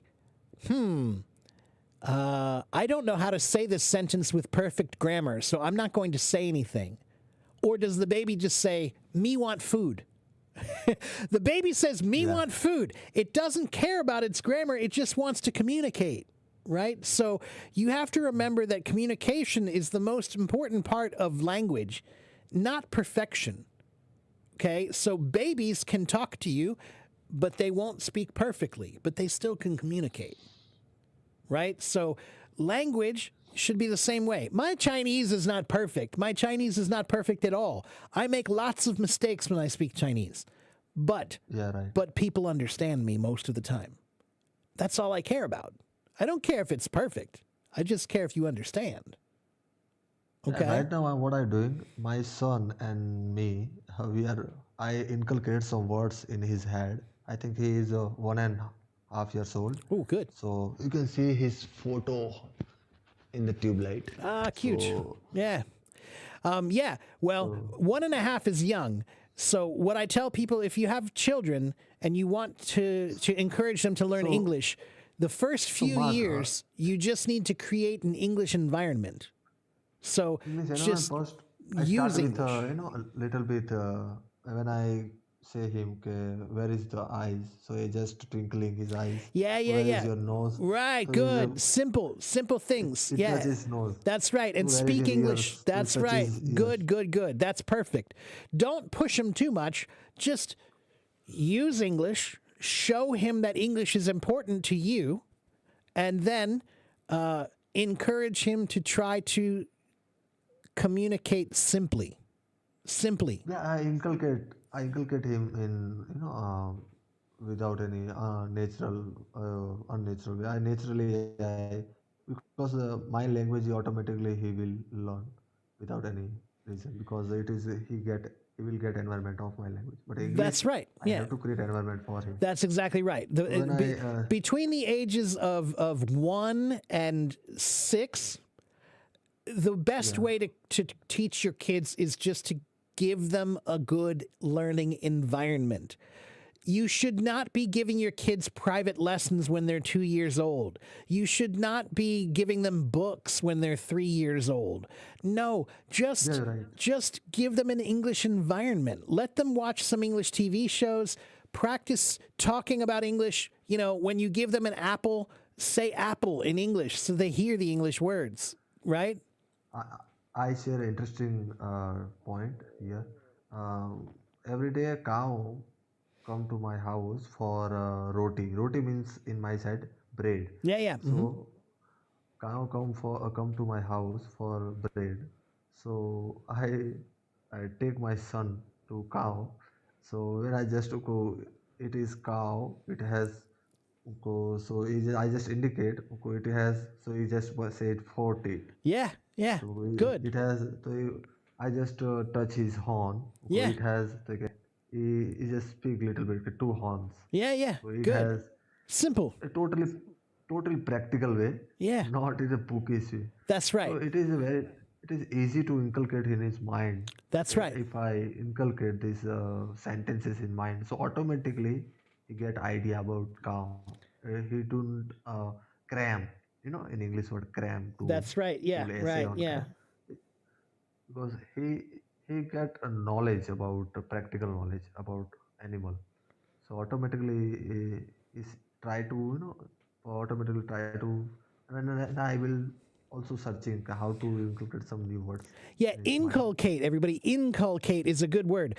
Inculcate, everybody. It means the real meaning of the word is to stamp on the mind. That's what the word means. It actually means like to stamp something on the mind.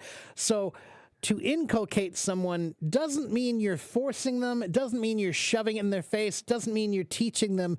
It means you're just presenting it there. And it becomes part of them, right? They become Yeah. inculcated. It's like teaching, but in a more presentation like manner to present the information. Yeah, that's it. Yeah. It's totally practical. So I just try to experiment. Okay, how can I teach him? How can I teach Yeah. learn English? Yeah. So that's where both father and son try Well, to and that's learn this the language. other thing I tell people here is that one of the best ways to practice is to teach. When you teach someone else, you have to think about everything. You have to consider, how do I explain this thing to this person? So teaching is one of the best kinds of practice you can do. So if you're looking for better ways to practice, find someone you can teach. Teach your mom, teach your dad, teach your kids, teach your neighbor, teach your boss, teach your friends. Teach somebody whatever you know. That is a great way to practice. It's one of the best ways to practice teaching. Yeah, you're right, absolutely. And I feel if we want to learn English, we have to be more practical. Otherwise, that is very difficult to learn. And in this India, because 90% of people speak their native language, so we do not talk with them in English with them because it is very awkward and complex situation. So we have to create an environment for us because ultimately it is up to us. It is not up to other. That's I right. think Yeah, it is our responsibility for environment. that's So I right. think the surroundings just observing and try to mimic and try to imitate That's right. things and try to make sentences on. Yeah. I think And remember that's the that simplest way of the more you can make learning part of your daily life, the better, right? that's better. Yeah, make learning part of your life. Make it just part of breakfast. Make learning part of lunch. Make learning part of your drive to work. Make learning part of when you watch TV and movies. Make learning part of your life, and then you'll learn much faster. Okay? Yeah, you're right. Absolutely. There are a lot of things surroundings, and then we can pick up the new it is a totally we can it is a totally furniture. It is a red furniture. It is a white furniture. That's There right. is a photo. What is in this photo? That's right. So Yeah. just make the sentences. Yeah. Create the Yeah. create the The imaginary. secret of learning is curiosity. So all you need to do to learn a new language is be curious in another language. Be curious in another language. That's it. Just find curiosity again, but find it in another language. Right? You're absolutely right. And if we are not curious, we are. So that's so very difficult to learn because if we try to learn, forcefully, so we just give up. Yeah. Because I nothing can't new. I don't think you can be a successful human being if you're not curious. Curiosity is a really important part of being a human, I think. So, Dion, think, yeah, I you're need right. I need to go. It's about time for me to go, but it was really, really nice to meet you and have you on my stage. Thank you for coming. Thank you. Your English is quite good. Keep Thank you working so on it much. and come back and see me again sometime, Thank you okay? s- Thank you. Take care. Okay, take care, my friend. Okay, I see many people who want to come talk to me, but it is time for me to go. I have been here for 3 hours and 4 minutes, 3 hours and 5 minutes, and I'm tired. I have my coffee is gone. I need to go. I need to go have lunch and start working on some other projects I'm working on. And I have a private lesson soon too, I think at 1. So if you haven't followed me yet, please follow me. You can follow me on Hello Talk. You can follow me on my YouTube channel, which is right here. You can also follow me on my website. If you want private lessons, go to my website. You can buy private lessons from me. You can also go here to my link tree where you can find my YouTube, you can find my website, you can find my podcast, you can find everything on that. So there are my links right there. Okay, there's my YouTube, there is my website, and there is my link tree that has everything. Okay, so follow me. I do live streams here regularly. Come back and see me again. I have about 74,000 followers here on Hello Talk. And they don't follow me because I'm cute. They follow me because I try to teach. I try to teach English and language learning. Okay? All right, everybody. Thank you guys. Thank you guys for watching. Thank you for following. Thank you for participating. Have a good morning. Have a good afternoon. Have a good evening wherever you live in the world. And remember that learning a language is a fight. Learning a language is a fight. It's not easy. You have to be willing to fight. It's like learning karate. If you're not willing to fight, then you can't learn karate. If you want to learn kung fu, you have to be willing to fight if you want to actually use it, right? You have to be willing to use it. So learning is a fight. Language learning is a fight. It's a struggle. It's difficult. Okay? So you have to be willing to fight if you want to learn it. Okay. I got to go. I'll talk to you guys next time. I should be back on Wednesday. Okay? I might be back tomorrow, but probably not. We'll see.